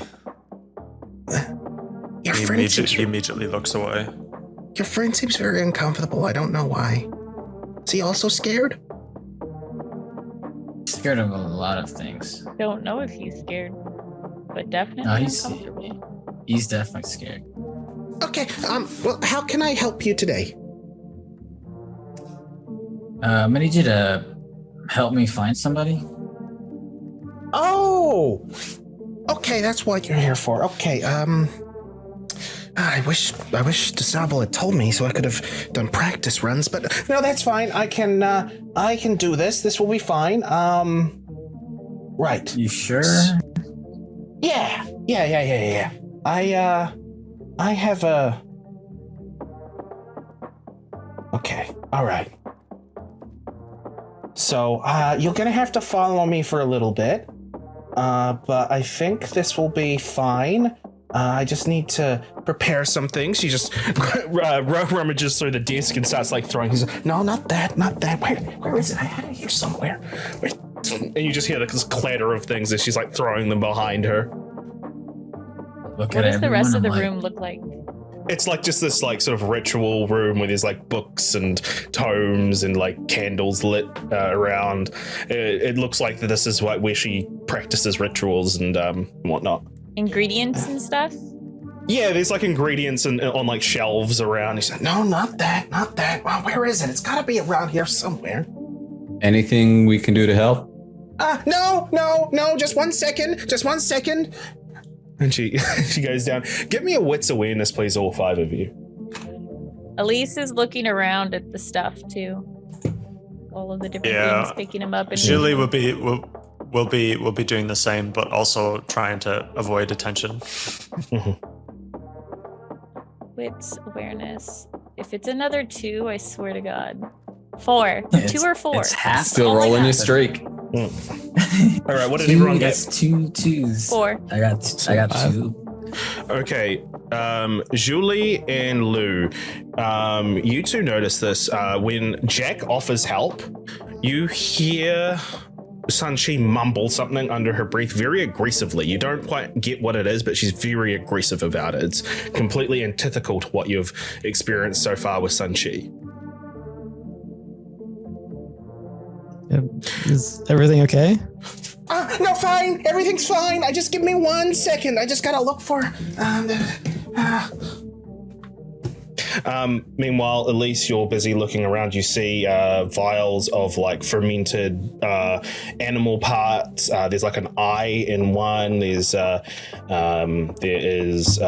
various legs and whatnot of like lizards and animals just within these different vials. Found it! And she's like got this white ribbon. she's been spending this whole time just looking for a white ribbon. Got it. Okay, all right. So she puts it down and then she says, "Okay, who do we need to find?" Remember that night? Yeah. Cretius? Oh, the old guy with like the beard.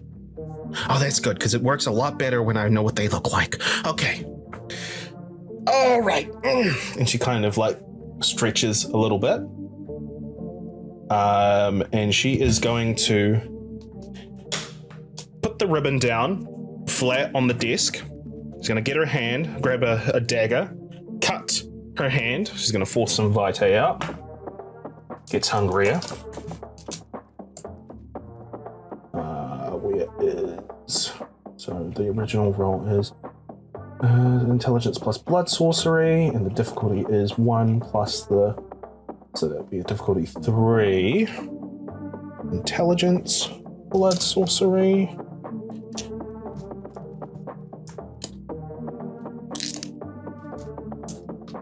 Okay, so she forces vitae out on this white ribbon. and it just coats this white ribbon completely. Oh my fucking god, are you serious? She's willpowering that. Cool, that's fine, she's just made it. Alright. So, she coats the white ribbon in Vitae, grabs out one of those like kitchen lighters, those like long kitchen lighters. She holds it far away from herself, and she burns it, and the flame just burns across the ribbon, and it just disappears in her hand. And she's just like, okay. Gracious. Okay, I think I got something. Okay, and then she's now gonna do another roll. Oh, she has none in survival. That's fun. That is so fun. Okay, she's gonna rouse. 2 extra dice for this.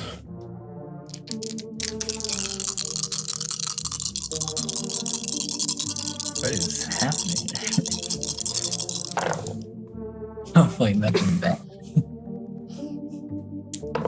I mean, the bad stuff is who you gave your blood to. That's where the bad stuff is going to come in. I think we're fine. She looks out and she's like, okay. All right, you're going to have to follow me. Follow you where? She starts walking. She She leaves the room. Yeah, let's go. Yeah. Where's Julia? So the group of you follow Sun Chi for quite a while as Sun Chi is like looking around, and every now and then she'll go, ah shit, I lost it. Where? Oh no, there it is. And she's like, it's like she's trying to find something, and she's following it as she's moving through the city during the night. Is there any conversation between the 5 of you as this like eclectic person is like just leading you? So you were led out of the room, out of the chantry. You're now in Chicago City now. Julie, what's going on? I don't know what you mean. Wait, is You're not acting like yourself. Leading us? Oh, shoot, sorry. Yeah, we got to keep following her. Blood magic. Do I have any indication that she can hear me when I speak, Chris? Oh, Am I she far is. enough back that she won't be able to hear me? She is in her own world right now. Sun Chi is in her own world right now. And in fact, at the moment, she's just looking underneath a dumpster. And she's like, I know it's here somewhere. It's gotta be. I saw it 2 seconds ago. Warlocks make me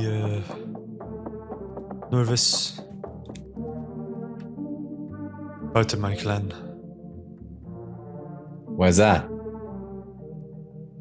Long history. For you personally?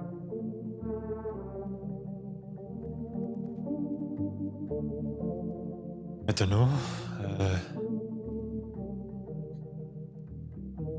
Feel like it's related to the blood.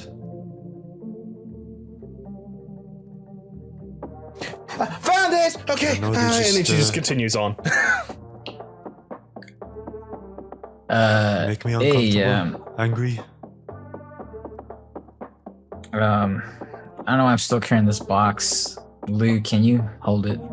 Apparently, we can't trust Jack or Elise with it. Right up, I'll take the box. And hand it to Lou. Can I take a look at it? You want to take care of the box? Why don't you think you could trust me with it? You're gonna hand it over to Portia. She had you in her thumb. The hell is that about? She tried that on me before. I resisted it. I'm just saying Yeah. she is powerful, and you've defied her. It's not a we smart defied move. her technically. We're all in this together.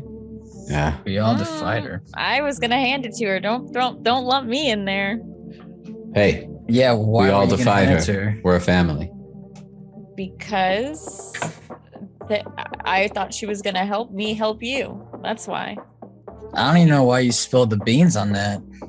Because You were very adamant about no one finding this thing out, and you straight up told her the first chance you got. What's up with that? No, I was adamant about them not finding out about you. Who's them? Guys, this way. Sunchi went down the street. Sunchi, actually, at this point, Sunchi, like, you look up and Sunchi's just gone. You're like at the wall. You're like at like near like a wall, a sort of a retaining wall near the beach of Lake Michigan, and you can't see her anywhere. Can I do heightened senses and you hear her mumbling as you look down, and you see that she's just walked off, and the retaining wall down to the beach, and she's like brushing her. She's like, I'm fine. Where was it? Oh, there it is. And she continues down, walking down the beach. Ace uses his traversal skills to run down the wall.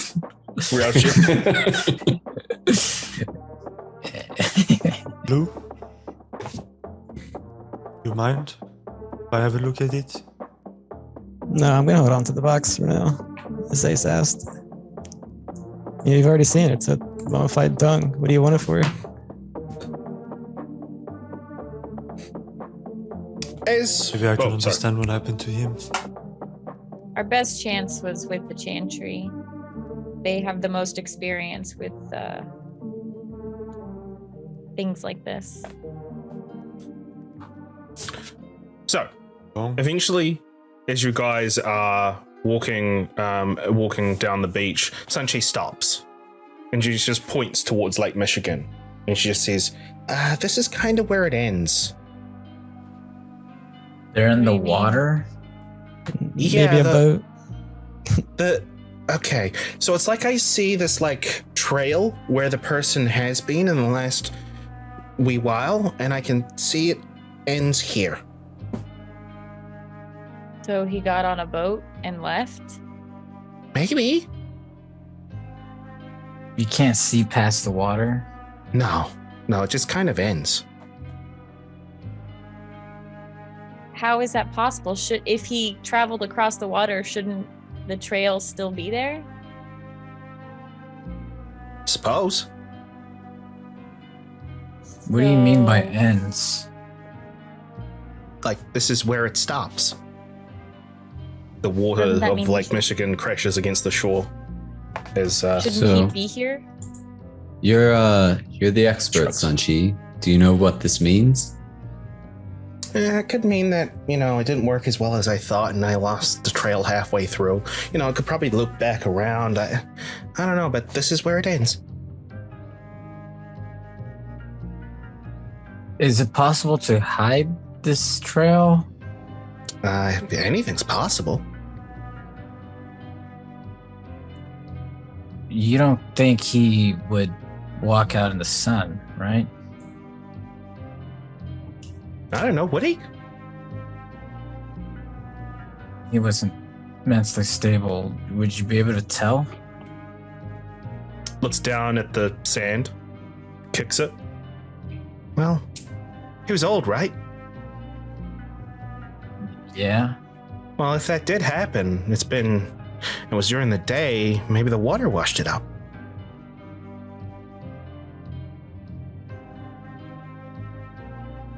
Gee, throw us a bone here. Speculate with us at least. Is there anything else you can do to help us find him? I mean, I wish I could, but as I said, this is where it ends. Well, the deal that was. Sounds like the Chantry hasn't kept its end of the bargain. No, I did the ritual. The deal wasn't for you to do a ritual. It was for you to find Cretius.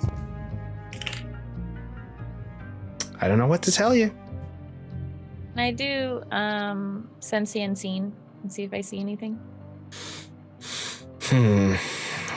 Wits plus resolve.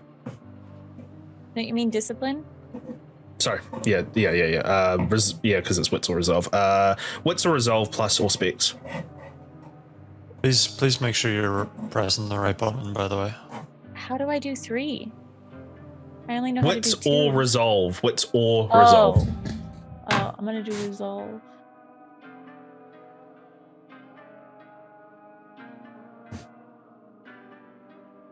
Oh my god. There's Four. nothing out of the ordinary here. It all just kind of looks... It just looks like a beach with water crashing up against the shore. Sunchi just kind of shrugs and just says, well, I'm sorry I couldn't be much more help. Should probably go back. Sunchi, we need Cretius. There's nothing else you can do. Nothing. Well, he was hanging out around the Anarchs. And there is an Anarch that moves around in the Chantry. I'll tell you what, I will talk to them and see if they can get in contact with you if they know anything. Does that sound good? No. Sure. That's all we got at this point.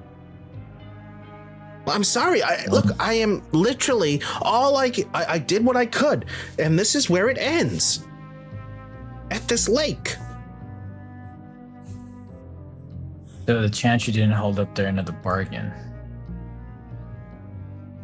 Well, that's something you'll have to bring up with Tusable, not me.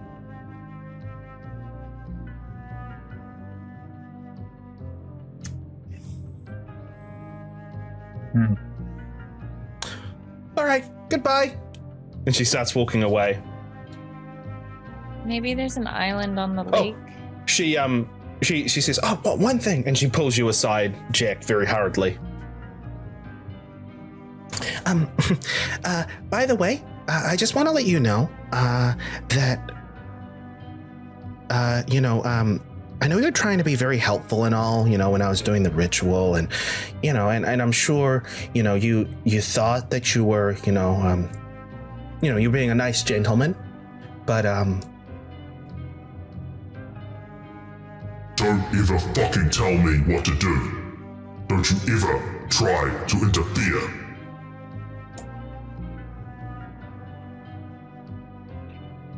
Okay, glad to clear that up. Okay, and then she walks away. Jack was going to offer to walk her back to the Chantry, but he's not now. It's fair. Doesn't think she needs it. Jack, you all right? Yeah. Huh. I think she needs a lozenge or something. Did you hear that? I didn't hear anything. Frog in her I throat or was something.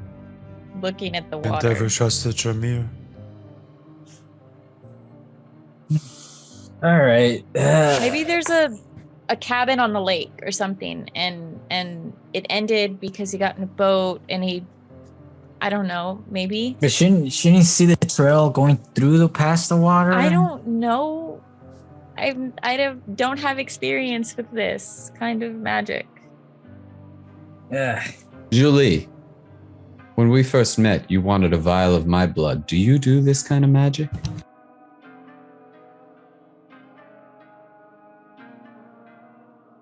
I know of what she did, but I don't do it myself, no? So if you know of what she did, do you know of any reason why whatever it is that she was following would just stop? Is it running water? She could be lying. Jameer are known to do that, no? We made a deal, but they don't gain anything by not upholding the deal. They gain Ace's blood without having to do anything for it. But they did do something, you know? They wasted all this time just to... They Sorry, wasted Sun Chi's time. Doesn't really seem all that valuable. Benefit of the doubt, maybe check a map, no? Is there any way he could have gone from here? Yeah, I guess I'll Through the pull water? up my phone and Well, look up. what I could do. Take a couple of steps away from Lou, then pull up my phone and Yeah. look at maps. What Chris, I you're could muted. do. You're muted. What are you trying to do? Is there anywhere that Cretius could have gone from this spot No, Yeah. on the lake. No, the lake is a big, huge body of water. If he was to, It's not like the path went like this, and then here's the edge of the lake, and then if you follow a straight line, there's an island here. Nothing like that, yeah? no, Okay. no. Well, at least I remember the route that we took here, so I'm just gonna look up footage of when he was gone and see if I could find him. Yeah, And where he went. I think that might be our best bet. Hopefully he didn't walk out into the sun. If he did, that's something I'll have to deal with. Speaking of the sun, you look at your watches because you're all looking at the time because you've all got your phones out. Time seemingly passed by at an inordinate amount of time while you were in the chantry. It felt like maybe an hour and a half at most, but it's nearly sunrise now. Well, time to go home. Time to go home. Meet at the asylum tomorrow night. Yep. Sure. With mysteries still abound, answers not clear, the coterie leave for the night to their various havens. And that's where we're going to cut to our next break. We'll be back in mere See you in a bit, moments, folks. everyone. See you in a bit. Bye-bye.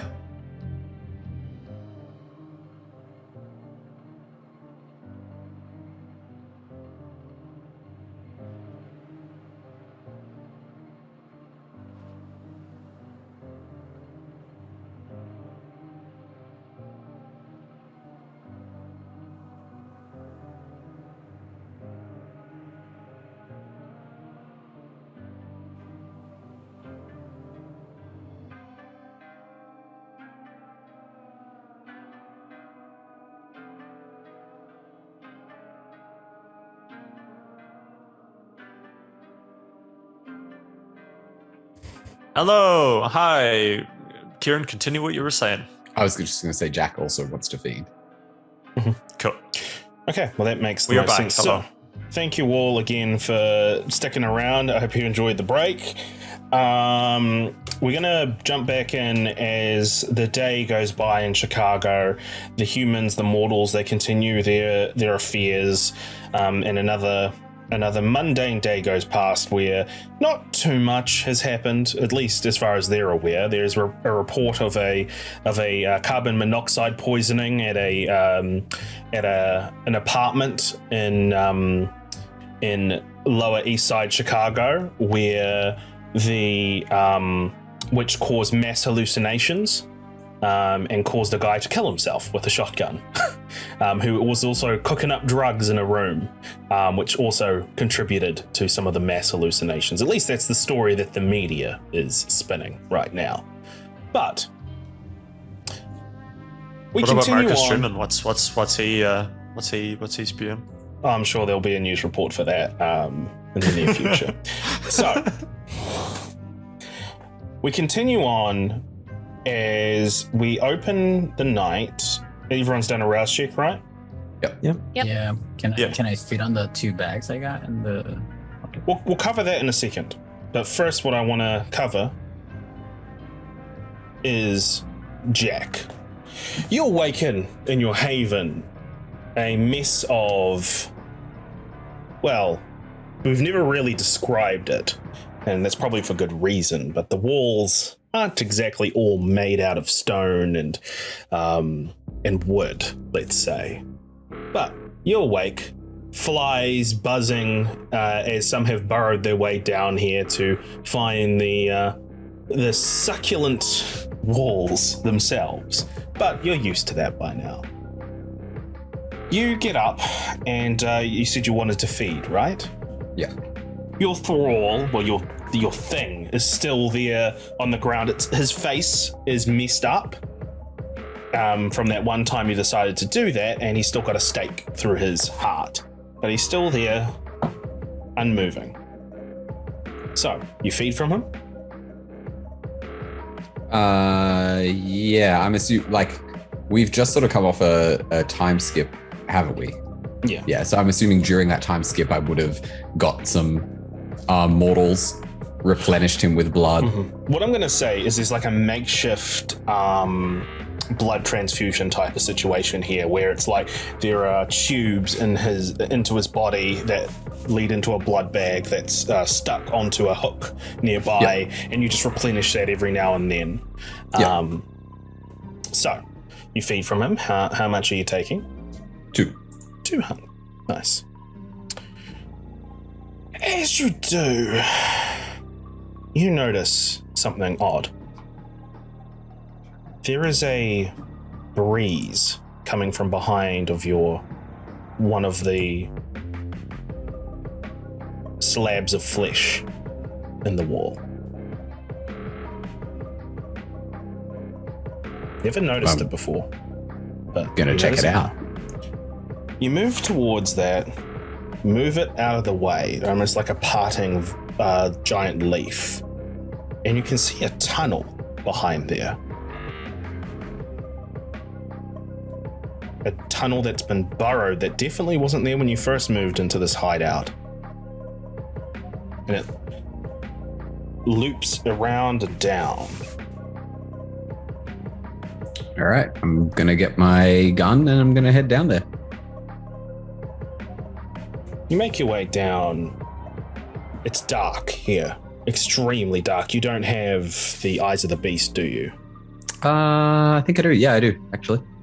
Your eyes glow yellow as you see through the darkness. As you make your way down through this burrowed tunnel, bits of rock falling down, until eventually you see a figure. Just sitting there, with their head down, very emaciated. Long, scraggly hair, long beard, and they're just sitting there. Anyone I recognize? Nope.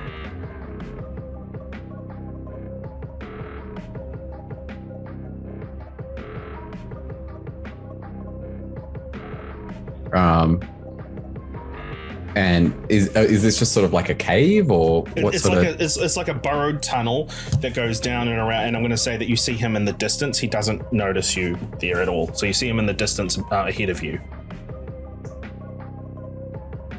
This is probably a sentry.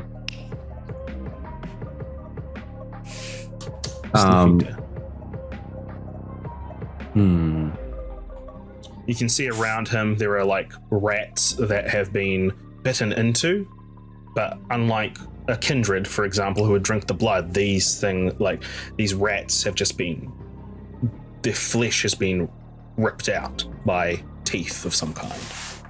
Yeah. They're just So dead around him. With my knowledge of flesh crafting, can I tell if, like, and from where I am, can I see if he's had any flesh crafting done to him? You don't see anything, but that doesn't always mean that there hasn't been anything. Yeah. Nothing obvious. All right. I'm going to work my way a bit closer. See if it's moving. How close do you get? How big's the tunnel? Is it like a narrow tunnel and there's no way to go past it without getting, within personal space of it? Yeah, there's no way to get past it without getting in personal space. It is a narrow tunnel, but it continues further from where this person is sitting. And it's sitting facing towards me? It's sitting facing towards the wall in front of it. So, like, you're coming down this way, let's say. It's looking towards the wall that way. But it's not really, it's just got its head down. It's got its knees up to its chest. Okay. I am going to, and I'm assuming that as I get closer, I'm maybe 5 meters away, no reaction. How loud would you be? Would you be trying to be staying quiet? Stealth plus dexterity, please. Yeah. I am not a sneaky boy. Oof. Very well. So you kick some of the rocks around you, and in fact some of the rocks fall down around you and create an echo around this this tunnel. The head shoots up, looks around, obviously can't see you in the darkness, and it just continues to steer forward, and it just says, "Took you long enough, Cannon." How do you know that name?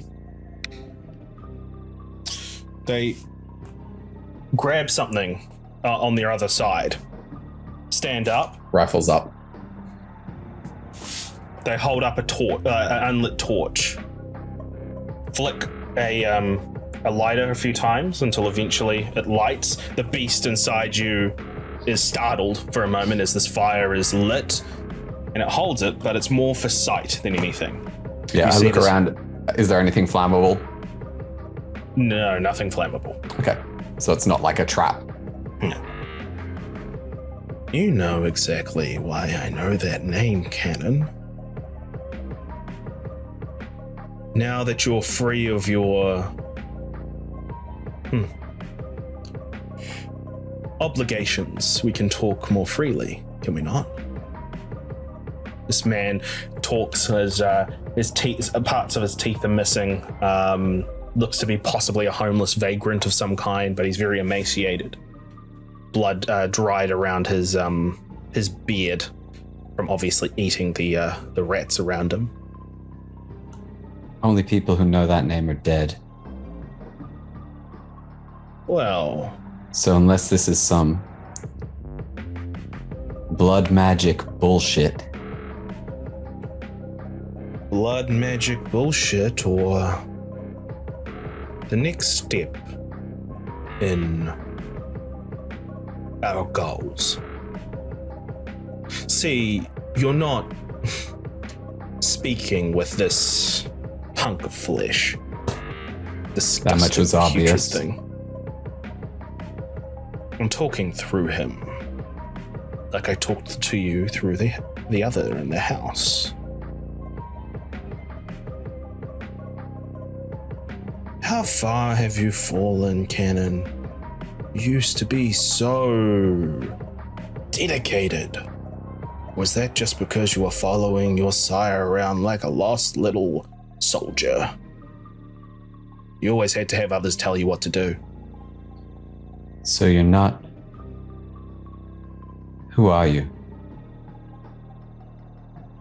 Who do you think? Can't be. I watched you die. You watched me get pulled into a dark chamber where these creatures did unspeakable things to me.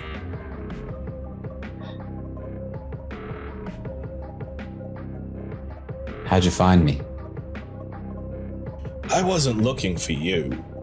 Perhaps it's coincidence. Perhaps it's the will of the thing that controls us that brought us here together.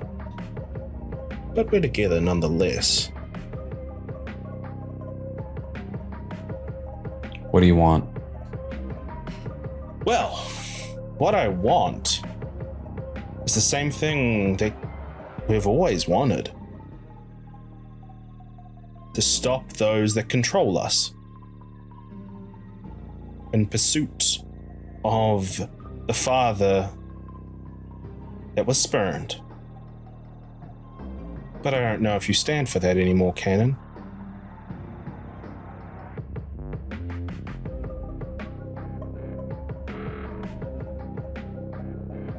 Can't fight a war if you're dead. Can't Gotta fight a war if you survive don't first. fight it. This is why my step in evolution is so important. See, Samson, he had ideas, but it was like a child. I had grander ambitions, have grander ambitions. The elders control us. We control these disgusting flesh things.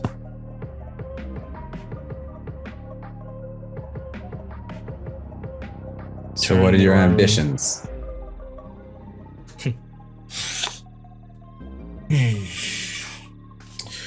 Well, as you said, quite the coincidence that we're both here. Something has drawn us here. there's something coming. Perhaps it's already here. And I'm gonna try my hardest to make sure that whenever it comes here, whenever it shows its head, I throw enough bodies at it that it dies.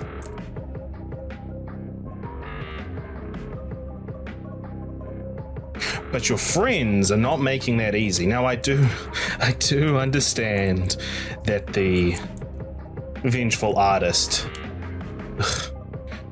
made things a little bit awkward. But that doesn't mean that all is lost. The Herald was nice and quiet. The Herald of the Quarreling Tongue was nice and quiet. So, here's what I propose. If you're still with us, you find a way to get him back to me. Where? I need to watch you to make sure that you're not gonna betray. So not yet. Just make sure that he's I don't need your still location. Where does he need to be? A drop point. How long do you think you can hold him? I don't know. There's a lot of moving parts. Hold him for 2 more nights, and I'll give you a location through another of my emissaries. I'm not exactly trusted, but I'll see what I can do.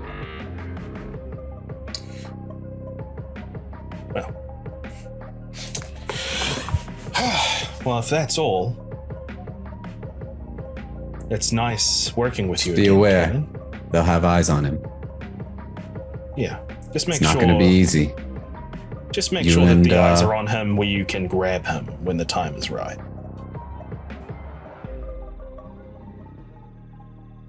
Samson and the others kicked up a lot of trouble. Children. That's what they were. They don't see the grand ambition like I, or, well, dare I say, you do.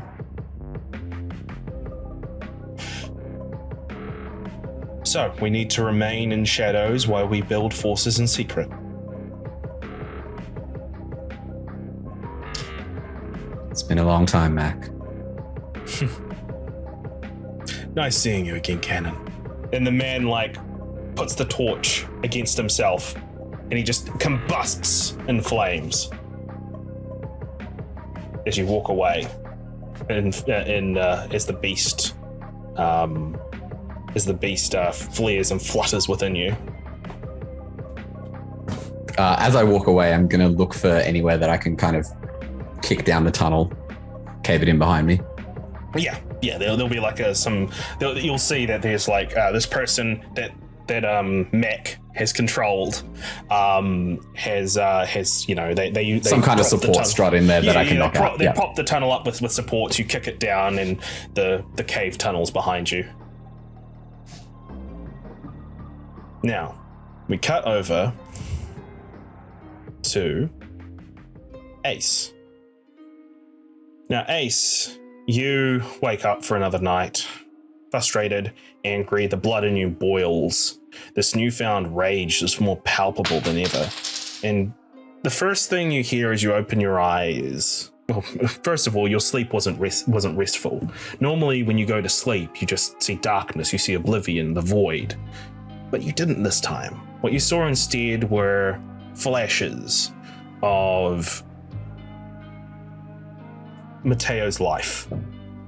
Little brief glimpses as it went through of him as a boy, him getting into trouble, him being talked down to constantly, being made felt powerless.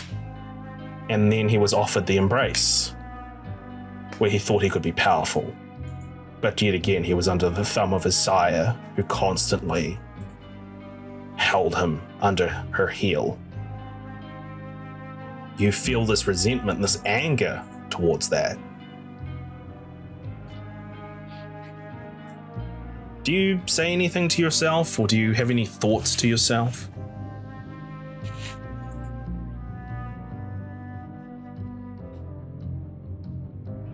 Just reassuring that that's not going to happen again.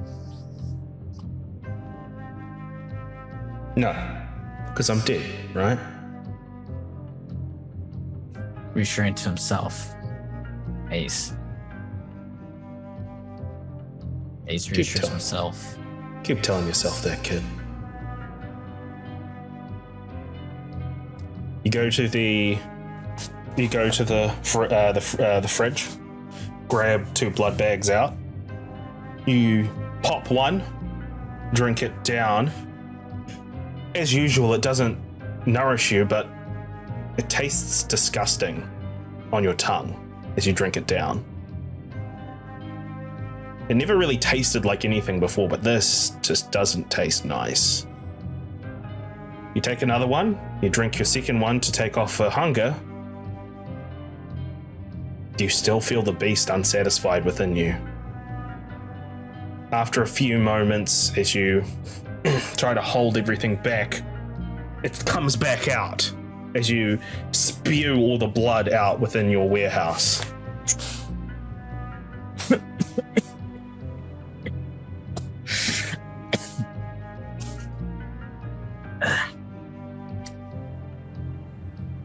Yes. Fuck. I think I'm gonna need to find an alternative. Your phone has a message. Reads it. Unknown number. It says, you want to see C? He wants to see you. Meet him at Jackson Park. 7 p.m.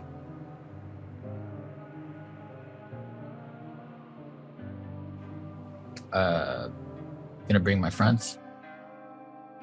No. All right.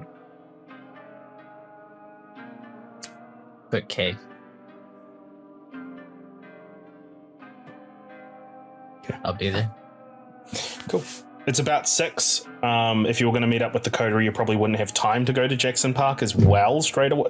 Like, if you want to meet up with the coterie straight away, like, it would be before 7, but, like, to get there and then get to Jackson Park by 7 is not a feasible thing. So, did you want to send a message out to the group?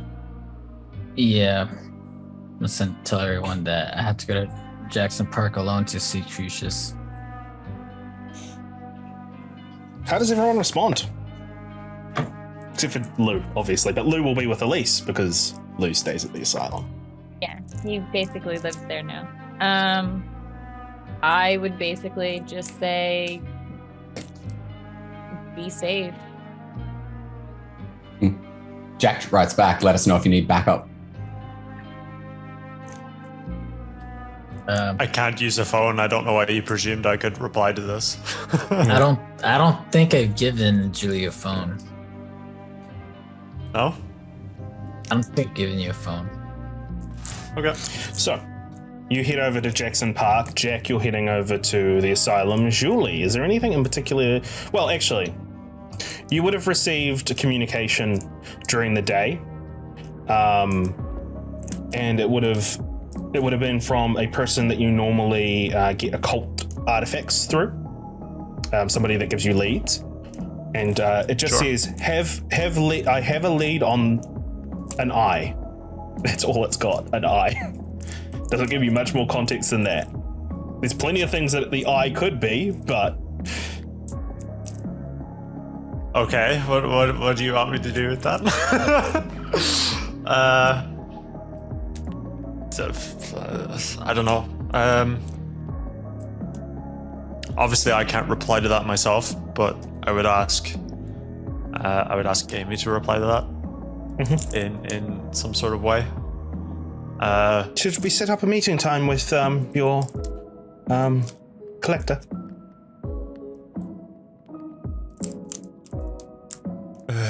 Maybe it's a good time to do it today. Okay, what time?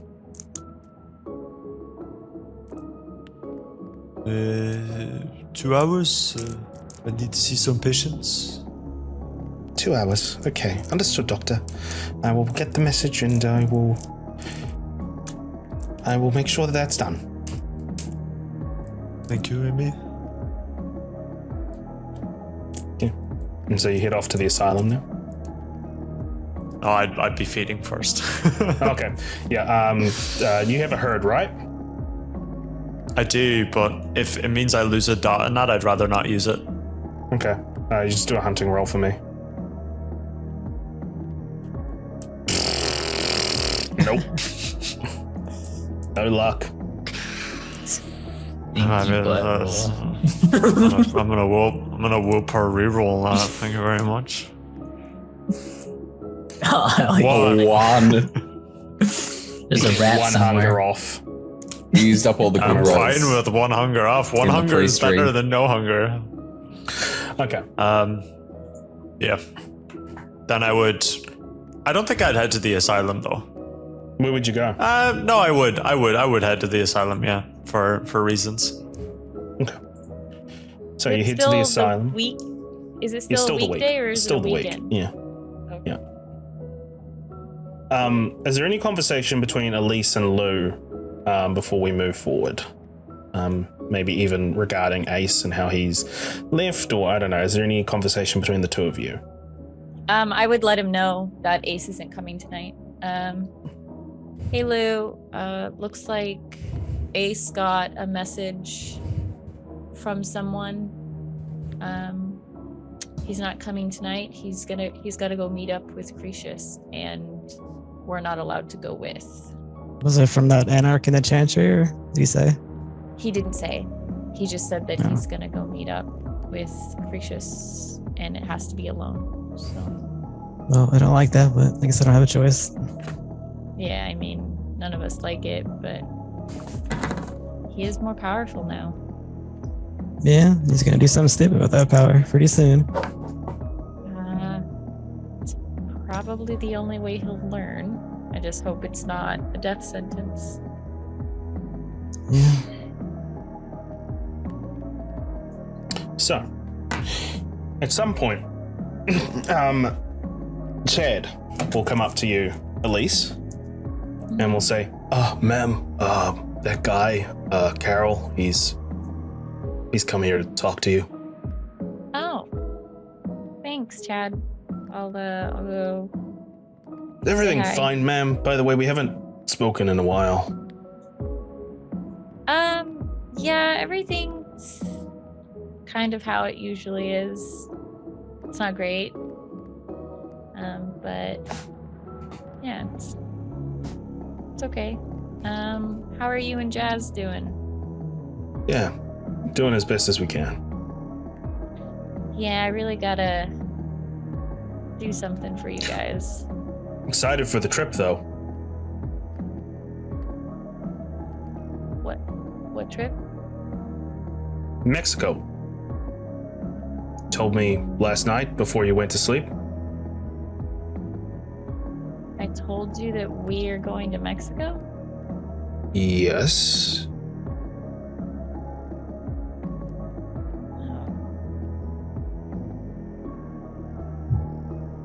Okay. Yeah, we're going to Mexico. Thanks for telling me that, chat. I You're gotta go talk to Carol. welcome.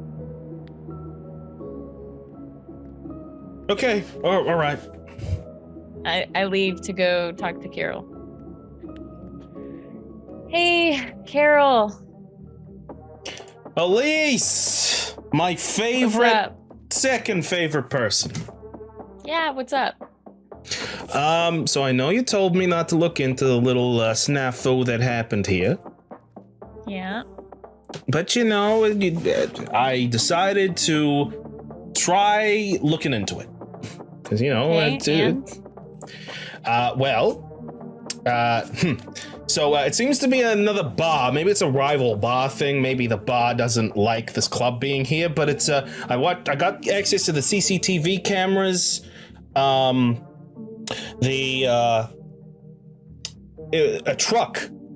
van with the name Honored Drinks on it drove up, and that's what caused all the ruckus. So you're welcome. Found that out for you. Thank you. I actually already knew, but thank you. Ah. Well, I went to go scope out the place, to have a few beers, have a few beverages, very homely type place, it's like a house that's been retrofitted into a pub. So there seems to be a person who is like the big cheese there, I think it's like a gang thing, maybe. They said something about crossing the night or something. I don't know, maybe it's a motto. Either way, it doesn't matter. They've got like this necklace with a bunch of like shark teeth on it. I think it was shark. Maybe it was alligator teeth. I don't know. Either way. So she was telling all these tall tales about how she would like do all this stuff and, how she was a big badass in Berlin. She's from Berlin, by the way. Her name is Josephine. Yeah. Looked into that. It's complete fucking bullshit. What do you mean? Yeah, she is. Okay, so she is from Berlin. That's true. But she is from a very, how's the word to say? Snobby type upbringing. Like affluent? Affluent. Yes, exactly. Affluent. So you're saying that she isn't dangerous? She's not a badass? She doesn't have all well, this everyone's dangerous if you give them a gun, but she likes to blow her own horn, let's say. And the tune she plays, she doesn't know how to play. I'm bad at metaphors. I'm sorry, Elise. I'm sorry. But got it. Either way, she's got all these people wrapped around her finger and believe in all of these stories, but it's complete and utter bullshit. She went to like private schools, went to like a private college in Munich. Interesting. Does that help? Kind of.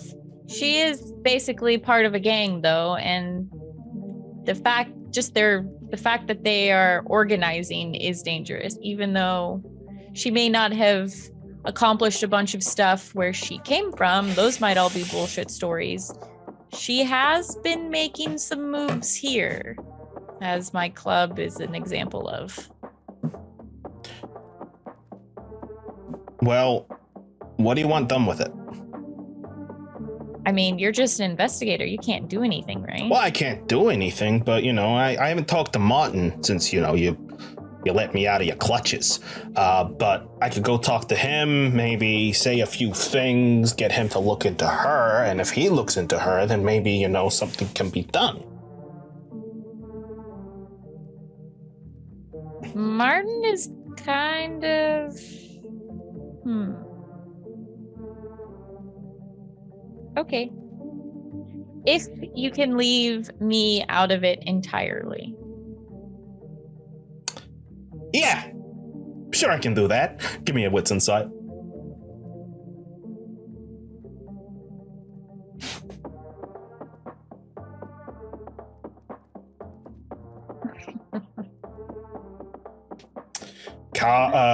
Carol is a very resourceful person. Seems like he could get the job done. Okay. Well then thank you, Carol. That was very helpful. No problem. That's what I'm here for. What do you need in exchange for that? Oh, nothing much, Just maybe just a little peck on the cheek there. I have something better. Oh. And she's gonna go to kiss him on the neck, and then take a snack. Yep. How much hunger are you taking off him? Just one. Humanity 6.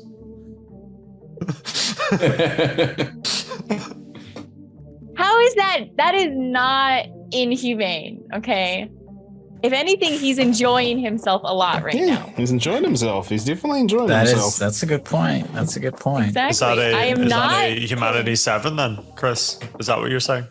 She gets +1 humanity? No, but I'm just gonna throw it out there. The arguing against, hey, what you're doing is awful, is an argument that your humanity is lower because you think the awful thing you're doing is justified. It's not. I'm just eating. Anyway, I take off 1 hunger. And you know, when That's it. Jack just straight up murders a person because they're inconvenient to him, he's just getting them out of the way. Yeah. All right. So, Jack and Julie, you both arrive at the asylum roughly around the same time to meet up with Lou and Elise. What are the four of you going to discuss when you're all there? If Jack and Julie turn up at the same time, Jack is actually gonna ask Julie as they're walking. He's like, seemed a little off last night. First when we were here with Ace, and then later at the chantry. You gonna be a liability for us tonight, or there's something you need? I know that you've spent a lot of time with him, but what he went through is undocumented. Frankly, it's impossible.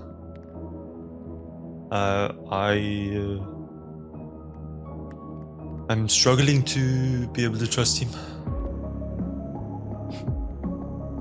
It surprises me. I understand not trusting me. But Ace? That tongue, it's said to be the tongue of an antediluvian. You understand what that means? It's incredibly old, and for him to come out of that completely unscathed, that's not normal to me. I can't rationalize it in my head, and so I'm going to be wary of him. Just the way it is until I understand what it is, and frankly, none of you will let me inspect the tongue. I can't understand what it does and what it did to him. He could still be under its control right now. What would you be able to discern if you were to inspect the tongue? And I'm assuming that there's no one else around us, by the way. He'll be outside. Yeah, Moment, yeah. But like there's not people walking past or anything like that. I'm keeping an eye out for that. Sorry, Aaron. Dr. Jack. Experimentation requires a subject. I cannot discern what it does without it. So simple If as you that. were to experiment on it, how do you know that's not gonna... If he is, let's assume a best case scenario here, where he is no longer under the influence of the tongue. I believe he's no longer under the influence of the tongue. What happens if you experimenting on it puts him back under the influence of the tongue? Have you considered that?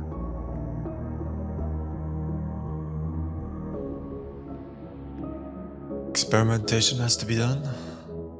To understand what it does, to understand what it can do. That's not it has answering to my be done. question. Was that something you'd considered? The risks of these experiments you're suggesting that you do. All experiments have risks. Yeah, but some experiments are too risky to do, and therefore they are not done.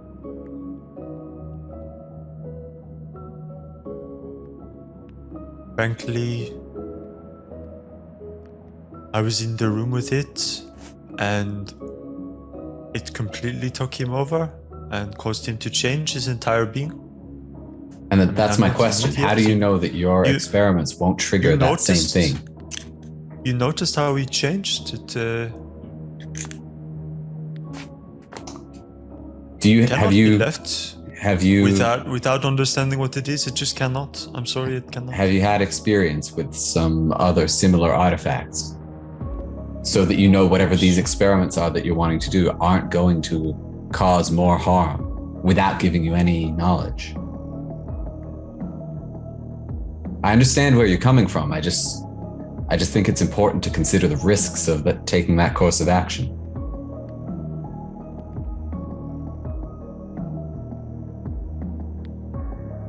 I feel like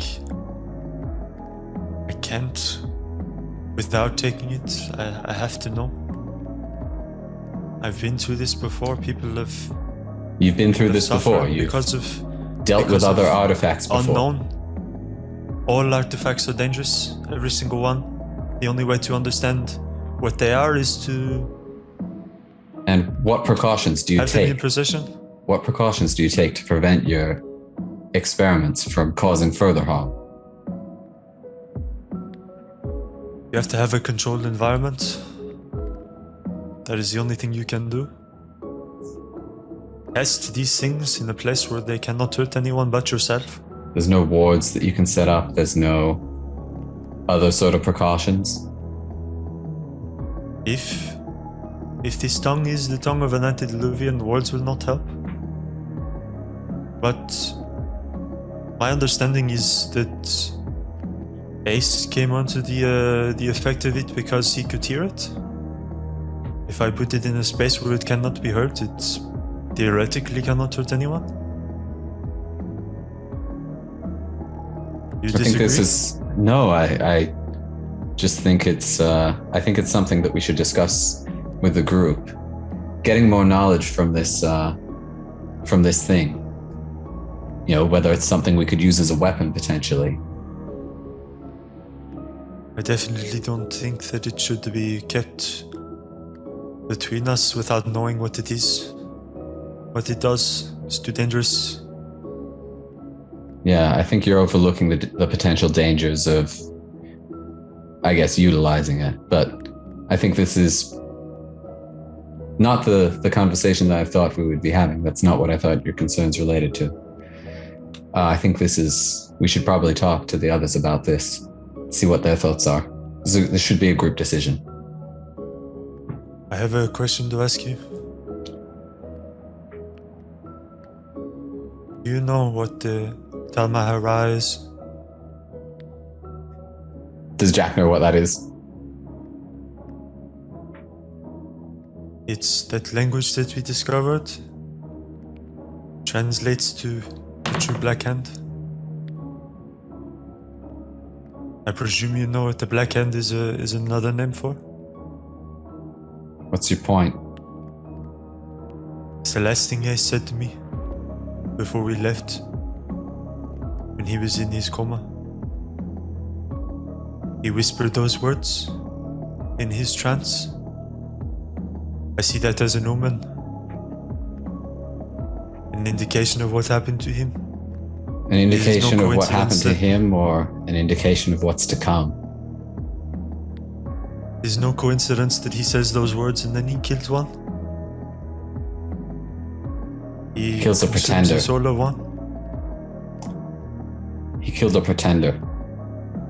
Pretender or not, he was. I think part this of is the important. Sabbat. You said it meant the true Black Hand, and he killed a pretender. Could be a sign of what's to come.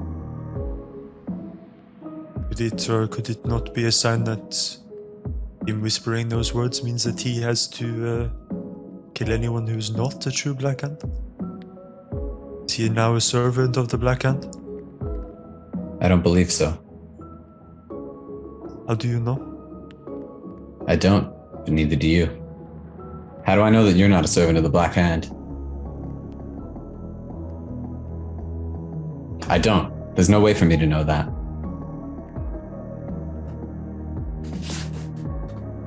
I would think through my actions alone that it'll be blatantly obviously not true.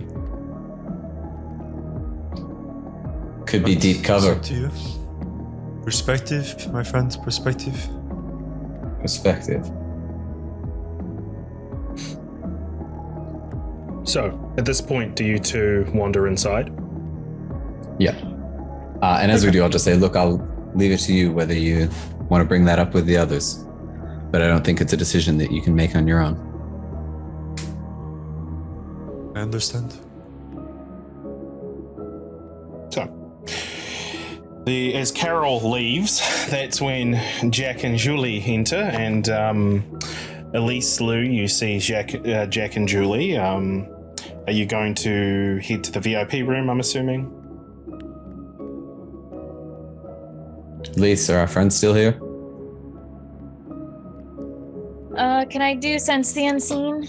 I'm just going to use the same roll as before. I'm not going to worry about making a roll again. You pierce through your specs. No sign of them. No sign of anyone invisible. No. What about the one downstairs? But yeah, I'm concerned if they're not here. And I'm gonna go downstairs and take a look and see if he's still there. Yeah, you go downstairs. The false bookcase that was in front of the door is like it's been broken off, but like the door is still like there's a door there. So you open the door. The Clarence Bartleby is still in this cell in torpor. Yeah, he's still there. Why did Why did her people leave? I don't understand. Just a reminder. Alexa did say, I believe they said that they could spare it for one night in terms of people watching. Yeah, she said that she could spare people to keep an eye on him for one night. Well, what are we supposed to do with him now? I'd say keep a hold on him for the next couple of nights. I'll reach out. It's probably going to take the general a couple of days to figure out where they want him. Why don't we just put him in the sun? Information. Plus, Alexa did say an interrogation needed to happen. I'd say we should hold on to Interrogation him. with a Charmier is a risky situation to be in. This is why it's probably beyond us. I think we should hold on to him for a couple of days. I'll reach out to Rosa, and we'll get the general's word on what to do when she's able to reply. Okay, but we know what happened to Sister Riley being left here. There's nothing to stop another hunter raid. You can organize double shifts, get Chad to get double security on here. I mean, I can, but you've kind of seen how good they are. And she'll go find Chad and let him know to do double shifts. Chib will not relay that to people. Okay, let's go to VIP. Okay. Is there any particular discussion that the four of you want to have right now, or? Yeah. Spoke with Jack outside, but I want to take a look at the tongue. I need to understand what it is, so that it does not cause more pain. I think Leaving it in the box Julie. will make it cause more pain. I think Julie's coming from a genuine place. Way I understand it, the doctor has some experience with perhaps not artifacts of this nature, but powerful artifacts. The concerns I have are the potential danger of whatever experiments he decides to do if we decide that that's a good course of action. I don't think it's a good course of action. Besides, I'm not a whole feel like- coterie right now anyways. Ace isn't here to give his opinion. Of course. I And feel like I did say to Julie that it should be a group decision, so I don't think that we should come to any decision before we've had a conversation with Ace about it. But just, it's good to start thinking. If this is, we know that this is a powerful artifact. If Julie has some way that we can utilize it to our own benefit, Or keep it from further harm. might be worth exploring. Out of everyone, I have the most experience with artifacts. The occult. At the very least, I can stop somebody else using it against us. I've been thinking about what you said, Julie, about how the tongue needed to speak and Ace needed to hear it in order for it to affect him. And how, if it were somewhere that no one could hear it, that could assist, but even if that were the case, if you had it on your own, you could still hear it. I heard it the first time. Yeah, but It did not affect me. It wasn't speaking to you at that time. If you're on your own, it may be the case, but I could modify your ears so you can't hear. That could be an Appreciate additional it, Jack, safeguard. but I do not want any semi-easy specialty done to me, if that's okay. Something that you could heal from, that you could recover from. I mean, Nothing just wear permanent. earplugs. Why would it be so extreme? You think earplugs are gonna be sufficient against the tongue of an antediluvian? I don't think anything's sufficient, so just leave it in the box. I think in a controlled environment, something can be learned from it without it having to hurt someone. And At least, what do you if think? it does hurt someone, and it hurts me, I'm willing to have to deal with the consequences of that. I think we should have handed it over to the chantry, to be honest. The Chantry had it in the first place. You're saying that this came from the chantry Clarence- and that the Sabbat stole it? Clarence Bartleby is a Shermere, at least. He is part of the Chantry as much as any of the rest of them are. Yeah, but They he's cannot be Sabbat. trusted. They cannot be trusted. It seems as if a decision will not be made in terms of what's going to happen, at least until Ace comes back. So, let's cut over to Ace. You make your way to Jackson Park. It's a nature preserve park. There's like a walkway through here, lots of trees, lots of nature around you. And you're just kind of walking just to see if you can see wherever Cretius might be. When a figure, you see a figure in the park, standing with half of their head shaved, with a septum piercing. Anita Wainwright, one of the barons of the Anarchs. Next to them is a person in a long brown coat with scars over their face. I don't think you ever met them, so we won't worry about going too much into detail with them. But Anita sees you and says, well, guess you have friends in high places. Yeah, I guess you say that. Yeah, well, when Mel Davis asks for a favor, I tend to listen. Right. Well, how you been? Yeah, been all right. Things are messy at the moment. Lots of new kindred popping up around the city because of the new laws here. Right. And- Well, Yeah. So it's been... I've been... believe it or not, I've been working with the tower to keep that all in check.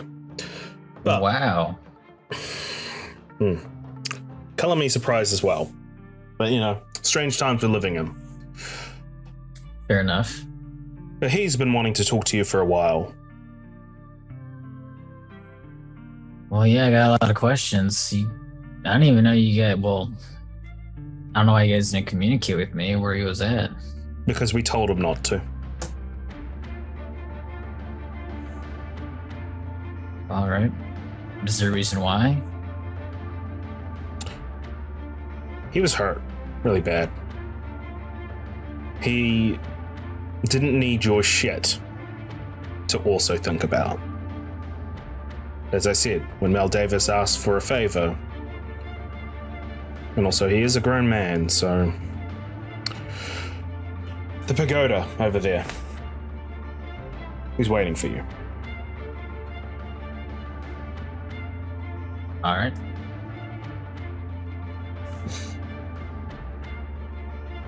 You make your way towards the pagoda, away from Anita. inside the this pagoda is sorry, pagoda, is that the right word? No, it's like a Like a big gazebo sort of thing? Gazebo, that's the word I'm thinking of. And why have we all disappeared on stream? We're good. No, that it was just great. yeah. It for some reason it just minimized itself. I fixed it. That's fine. Okay. So you go towards the gazebo, and sitting inside the gazebo is Cretius in a turtleneck shirt. Looks up at you, smiles, and he says, Ace. So good to see you. Finally. Yeah, I heard they're keeping you away from me. As if I'm a problem. Don't mind them, they're being overprotective. I was lost in a rage for a number of days after the incident. Yeah, I've been worried about you. I understand, but now I am safe and I'm with friends. They really used your help, honestly, the last couple of days. I do apologize. I've been selfish again and abandoned another child. How can I help you, Ace? There's a lot of shit that happened. Walk with me. They're not going to be upset. No. We could outrun them anyways. Of course. I don't know if you notice anything different about me. New haircut? Yeah, I guess. I guess, Crucius. But there's a lot I gotta tell you.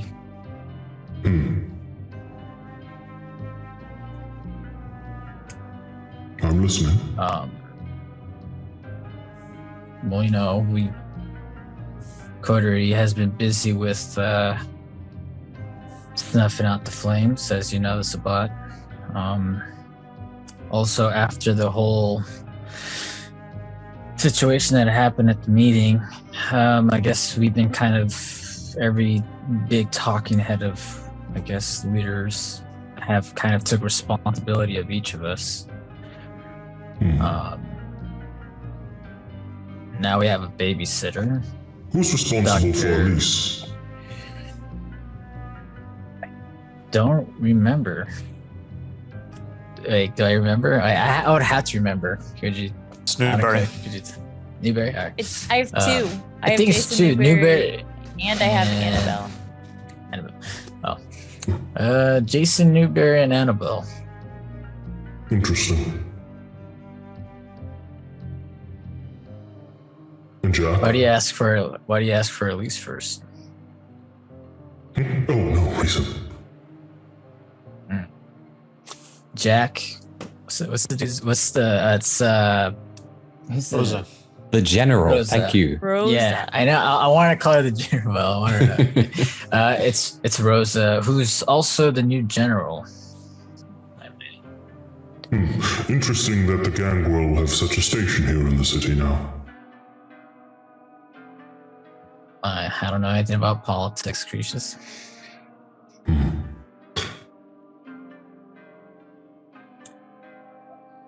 Do you want to know Lou? Oh, no, it's fine. Just curious of those ones. Yeah, so things got down. We did a lot of stuff, but kind of fast forwarding through the BS. We've been taking out some of the flames. But last Which ones night have you was, taken down? well, we had one of them.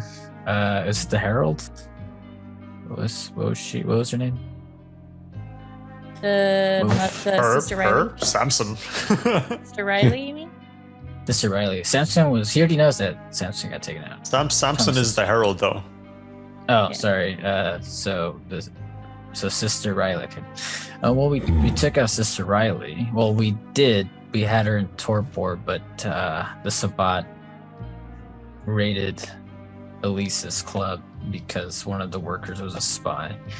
So we lost her. You sure it was that? But we did. It had to be because they are using Kindred or the Sabbat, or They're using actually I don't hunters. know. Yeah, like actually I don't know because there's humans making Kindred into weapons. It's a whole The fucking Sabbat maintain situation. themselves to use humans other than sustenance and tools, so it does make sense, but seems unlikely. I think they're gonna probably turn it into a weapon. They had these collars on them, and it was crazy. Collars. Like a dog collar, but like gadgets and stuff. Like some type of radio frequency or something that makes them. What does it do? Control them? Radio frequency, yes, Cretius. Yeah, to control them. I'm impressed. You've been reading, huh? Yes, of course. Awesome. Also, we just finished off 2 of them. I think it was the Bartleby, the Tremere. He was one of the herald of the crawling tongue, I believe. Yeah, exactly. Apparently, Jack and Lou took him out. He's in torpor, and he's at Elise's club, which I'm kind of sus now, remembering what happened last time. Then I took out... There's asylum, right, in the middle of downtown? Yeah. Good to know. Safe hands. And then I ended up taking out Mateo Garcia. All by yourself? Before, there was a ritual happening with an artifact that's an actual tongue. It spoke to me, and it put me in a trance. What kind of trance? I was like in this dreamlike state. It's kind of fragmented, but I think I'm officially part of the Bruja. Oh, how is that even possible? Are you sure? I was speaking in tongues, some ancient language, and I was unconscious the entire time, but my body was moving on its own, and I also ripped a stick out of my chest. That seems unbelievable. And then I was compelled to diabolize Mateo, which I did. You diablerized him.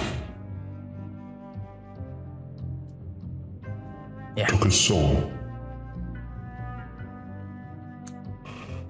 Well, it is frowned upon, but there is great power to be gained. I'm sure you feel it coursing through your veins now. No, of course not. You had to do what had to be done. You had no control over your actions. Why would I be mad? I've never been disappointed in you, Ace. Always proud. It means it's relieving because I feel like everyone's kind of looking at me funny. No, they're probably scared of you, worried about all of this. About what you've become, about the power you have obtained. But as I said, it's what you need to face the enemies at our door. I think I have Mateo's voice in my head. That happens. It will dissipate in time. Hope so, because he's annoying. Yes, I imagine the Toreador is a chatterbox. I have this newfound rage inside me, like this anger, and it's difficult to control. Yes, I don't know that what does it is. That does sound like the bane of the Bruja. And if it is true that you have become part of the clan, that would explain it. What could I do to, like, try and get rid of it? So what do I do? Control it. You can never get rid of it. That's the problem. It's always there.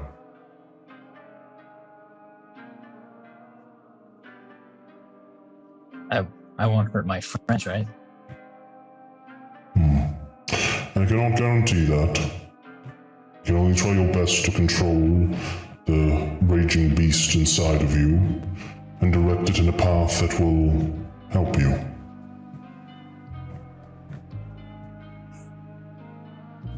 I also went to the chantry to find you, and I actually offered my blood as a part of a deal. Is there some concern I should have about that? No. No. The chantry, trustworthy. Everyone doesn't trust them, though. They keep saying otherwise. Superstition and biases from a previous time. Believe me, Ace, the chantry is a trustworthy place. You know Portia? Yes. She tried to control me, but I was able to resist it. What does that mean? It means that you're stronger. You have nothing at all to worry about. If you were able to resist another kindred trying to control your mind, it means that it means that you have some kind of power that can resist them. And I wouldn't worry about the Portia. She is just a little neonate after all. You seem pretty confident about a lot of these things about me. Ace, I have been around for a long time. I haven't been around for this long to not have this knowledge with me. Trust in me. I know I have not been around, but I will try to remedy that. So what should I do now that I have a target on my back, obviously because of the Albury, which is going to put my new family in danger? You tell them that it was necessary. You tell them that you let your beast control itself for a moment, took over. Sure, you'll get some lashings, you'll get some punishment, but I doubt they'll send you to final death over the diablerie of a member of the Black Hand. So I should contact the main heads and let them know, or? It's best to get in front of these things.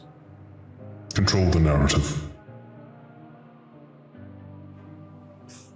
All right, I'll give this information in a formal way.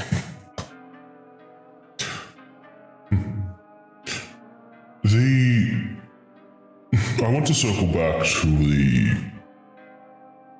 problem with the kindred, the canite that had the collar around the neck. Do you know anything more about that? but how the humans were able to control.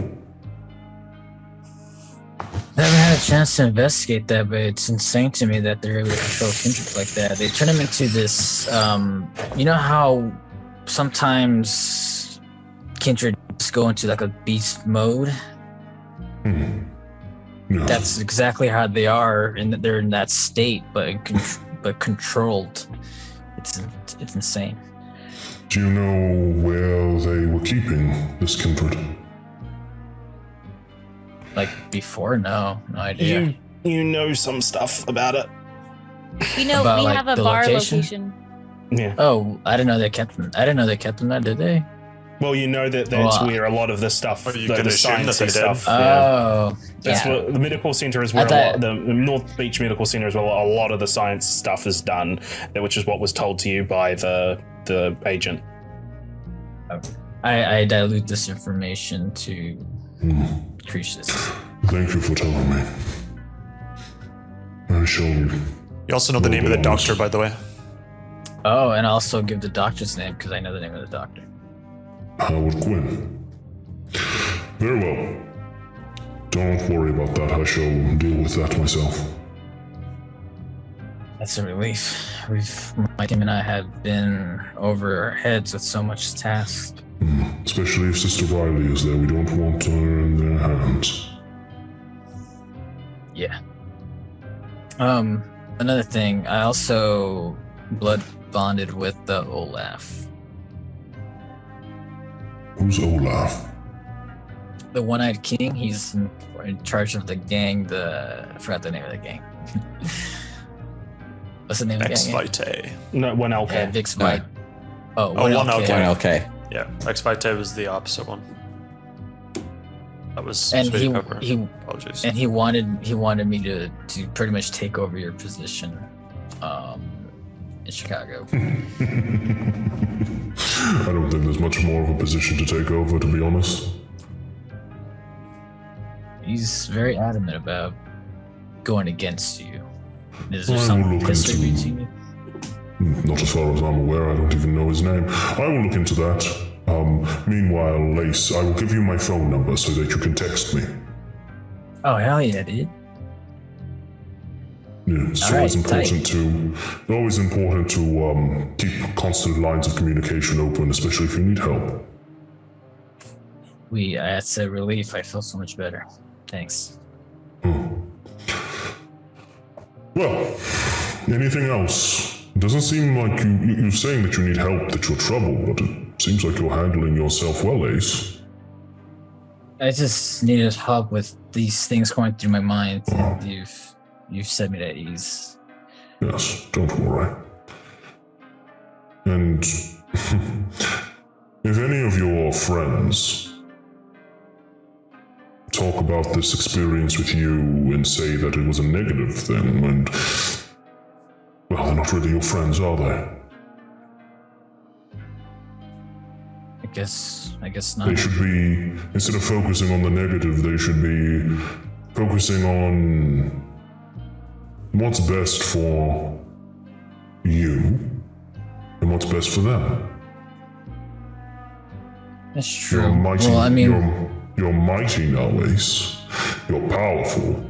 You're an asset. Don't let yourself forget that. well, I'll do whatever I can to protect them too. So Not at your own risk, though. There are two that I Alright, feel Jesus. are trustworthy in this group. who do you have in mind? Well, Elise and Jack. Oh, they were gonna give the tongue to Portia against my will. Well, against our original. Was that for the will, Chantry, agreement. was it? It was the Chantry, yes, but Portia was trying to take it from us. I don't know what she wanted from it. As I said, the Chantry are trustworthy. They're independent. They're not tied by the same ties as the Camarilla. Well, I think she has Elise and Jack under her thumb, so she could. And I think she hates me now. And, So I well, think you were able to fight against her, which means that you're more powerful than either of them. Okay, that's a good point. But I want to avoid that fight. I don't want it to be a fight. Oh, what if it does become a fight?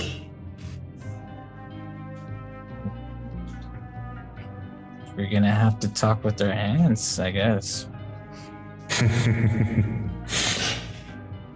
Well, Ace, if that's all, this has been a lovely walk with you. Thank you, Tricius. I feel so much better. Run along, I'm sure you have plenty of other things to do tonight. Take care, Tricius. I'm glad you're okay, or at least feeling better. You walk away, Ace. Your mind more at ease, Cretius having calmed you, soothed you. We cut back over to the asylum as a heavy debate is still happening, as the coterie are still running in circles in terms of like trying to come up with a decision but deciding not to because not everyone is there. When there is a knock at the door. Oh, you're muted. I'll get up and answer it. It's Chad. Chad just says, ma'am, there's a really happy man here to see you. Happy man. Yeah. And you don't know who he is? He wouldn't give his name. Oh God, is it Jason Newberry? I go. Should I turn him Thank away? you, Chad. No, I'll go see him. Thank you, Chad. I'll be right back. Someone is here to see me. And I head downstairs. I shut the door and I head downstairs to see who it is. It is Jason Newberry. He's smiling. Newberry! Elise! I knew it was you. Elise Marill. Oh, I have it was you. been wanting to talk to you for quite some time. About what? Oh, just about this arrangement we have. Yeah, you and Annabelle are taking turns keeping an eye on me, right? Well, I think you would agree with me that I am a better person than Annabelle. I mean, to be honest, I would rather not have to be watched, but it's not up to me, is it? and I noticed how you avoided answering the question. What can I do for you, Newberry? Well, there's a How can lot I you help? could do for me. But first of all, I want to pass through a personal thing I've been wanting to talk to you about since the night of the Elysium. You lied to me, Personal thing? Elise. About what?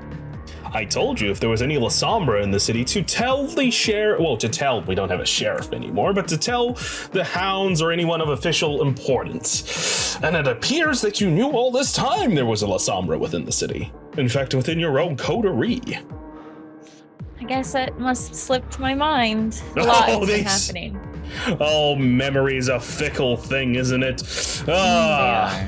Especially when you're fighting for your life every night. Oh, it must be so hard. Anthony, well, he was the best of them. And he's gone now. So it's a big toll on everyone.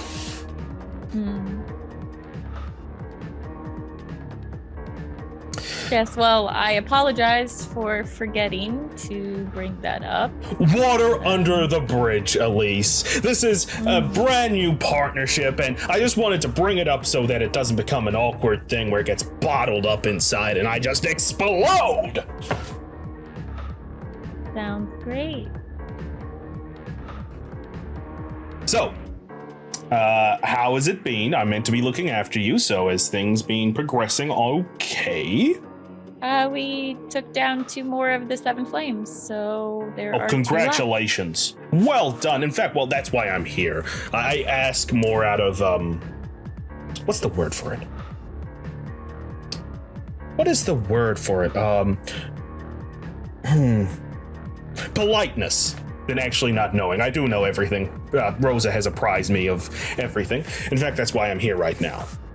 Oh, okay. Well, So I understand you have Mr. Bartleby down in the basement? We do, yes, we do. Not Oh. sure what to do with him at this point. I think we were going to wait for Rosa. That's why I'm here. Apparently, a part of my duties is Primogen as being messenger boy as well. Well, but when the general comes calling, I guess I better answer, right? Oh, that sounds terrible. So you never really outgrow the messenger status. Ugh. Well, the Tremere want Bartleby back. He fucked him over pretty badly. I did? No, he We did? fucked him over pretty badly. Oh, I see. I mean, I don't particularly want him. So if the Tremere want him and Rosa is down with that, I mean, we did our job. We caught him and stopped him from doing whatever it was he was doing with the Sabbat. So It's a very precarious package, this one. So 2 nights from now, we're gonna bring a truck over, pick him up, take him to the Chantry. You are all going to be a envoy with him. why don't if we you wanna- do it tonight? Get him out of here. I don't know if you Because heard, but my place isn't safe. All the necessary preparations aren't complete yet. Yeah, but isn't the Chantry safer than my asylum? I mean, I've been raided like what 3 times now by humans. Indubitably. more or less? Indubitably. But I have made a deal. Well, the Camarilla has made a deal. I didn't make a deal. Rosa made the deal. Rosa's gonna start warding this place. Well, not Rosa. The Chantry is gonna ward this place for the next few days Oh, that to sounds protect it amazing. from any unwanted guests. Hunters, in particular. Also, when I say Chantry, I don't mean Hyde Park. Oh, is there another Chantry in Chicago? Not in Chicago. Now I am confused. I thought he belonged to the Chantry in Hyde Park. Yes, but originally he stole something from the Milwaukee Chantry. Oh, don't the Hyde Park Chantry want to leverage him against the Oh, they Milwaukee have. Chantry? They have. Oh, okay. Deals have been made. Okay, sounds good. So, Again, like I said, it's going to be I quite don't the care. journey outside of Chicago, but it would be greatly appreciated if you all could join in on this convoy. Wait, is this in? Wait, you want us to go the entire way till Milwaukee? Yes. The general wants you to. But why? We still have 2 more flames that we need to take down. We're not going to Being take them down in lo- 2 days. Being looked at. Don't you worry. It's not everything needs to fall on your head. You've done quite enough. I mean, it sure seems like it had. I appreciate the break, though. Okay. So don't you worry about more flames. You just need to make sure that the cargo is protected on the way, and then you make your way back. And what happens if the cargo is not protected? What happens if we are overrun? Well, let's hope that doesn't happen. But what if it does? Is it a death sentence? Oh, no, not a death sentence. Poor sentence? What were It'll you just... talking here? No, we're not savages, Elise. We won't kill you or put you in torpor for a failed job. It just means, well, the little influence that this club is starting to build up, it might disappear. Okay. Sounds good. But if you Thanks, complete Jason. this... Okay. Sounds like it's a plan. If I complete this, I gain if you complete influence? this... Yeah, exactly. Sounds great. How's Annabelle doing? Have you guys been talking about me together? Since you guys are technically watching me together. I try to spend my time with no offense to Annabelle, but I try to spend my time doing something productive during my nights. Okay.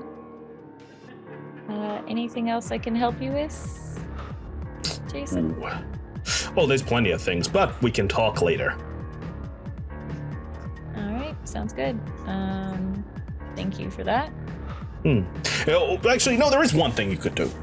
Just one tiny little thing. Mm-hmm. If you could deliver a loose head on a pike, that'd be nice.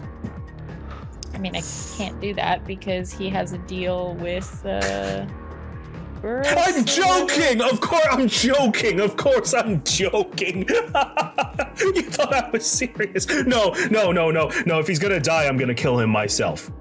Okay, perfect. I would prefer that. No, I jumped! You fell!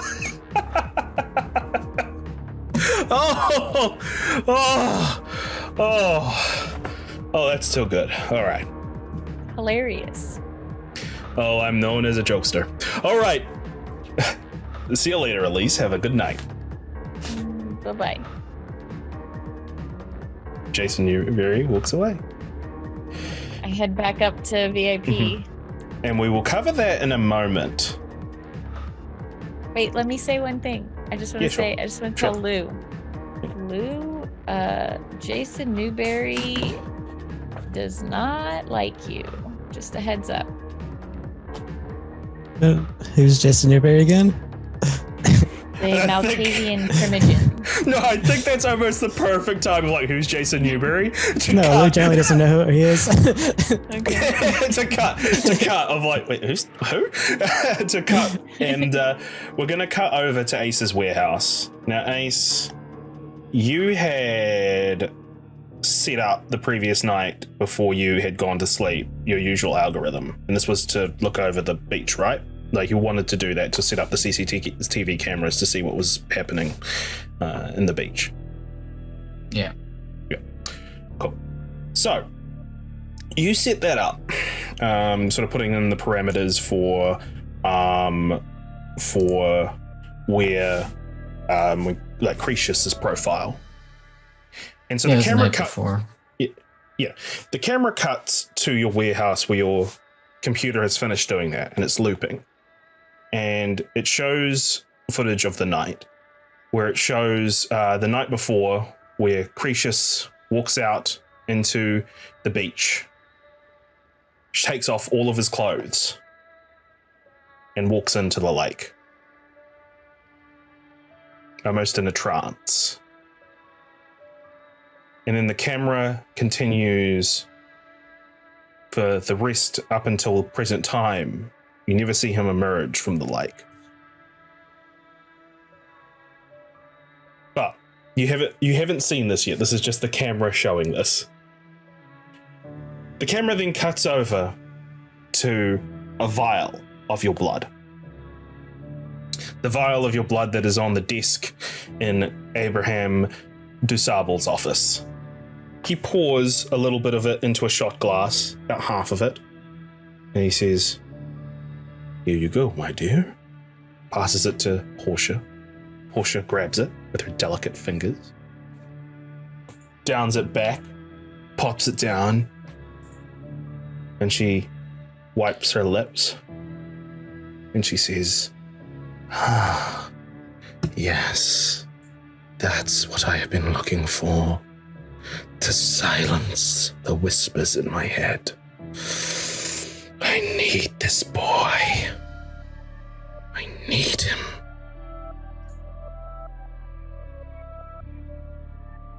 Make sure everything is in preparation. Make sure the room and the equipment is ready. We have ourselves a new blood bag, Abraham.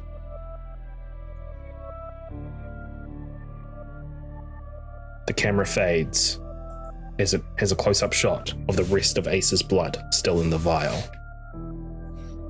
And that's where we're going to end tonight's session. Why, Chris? So, thank you all so much for joining us again for Fracturing of Chicago. we're coming towards the end. Things are slowly becoming even more unraveled and tense. Even though it seems peaceful so far, there is stuff happening in the background that our players are not aware of, or might soon be aware of. Oh my god, the stress. So, let's start off by everyone saying their goodbye, starting with C. Go ahead. I'm Zerator. I stream on Twitch. You can find me there and follow me if you wish. I'm Kieran, aka Caradan0. I stream at twitch.tv/Caradan0, and I will be continuing my first playthrough of Vampire the Masquerade Bloodlines on this Monday. My god, yay, finally! My name is Rachel at SweetBee on pretty much all social media platforms. You can follow me. Haven't streamed in like a year, but I definitely will, so follow me if you want to know when. What up, gamers? It's Jojo Taro. You can find me at twitch.tv/Jojo Taro, where I stream on Mondays, Tuesdays, and with my best friend Z on Fridays. We're playing Evil Dead, the game. That's fun. Snap. I'll watch this. It's fun. I want to play. Play. Hi guys, I'm Aaron, Music Productions, Aaron MP, Aaron, any of those really work. I was playing Julie the Fee, the French Bana Hakim. Obviously you're here, so you know that this is my channel. We stream this every 2 weeks, every other week. Hopefully that'll still be the case the next session. But if you enjoyed this production, thank you for hanging out. We hope to see you next time. And I am your storyteller, Unemployed Writer, the tormentor of these poor people. Hey, look, you're going to miss it when it's gone, or at least I'm going to. Yeah, you can follow me on RolePlayeNights, Unemployed Writer, all that jazz. But yeah, thank you all for watching. I think, well, we will be back in 2 weeks' time, I believe, unless something comes up. If that's the case, then I will update on various things. But yeah, otherwise, see you all next time. Bye-bye. Bye. See you, LARPers.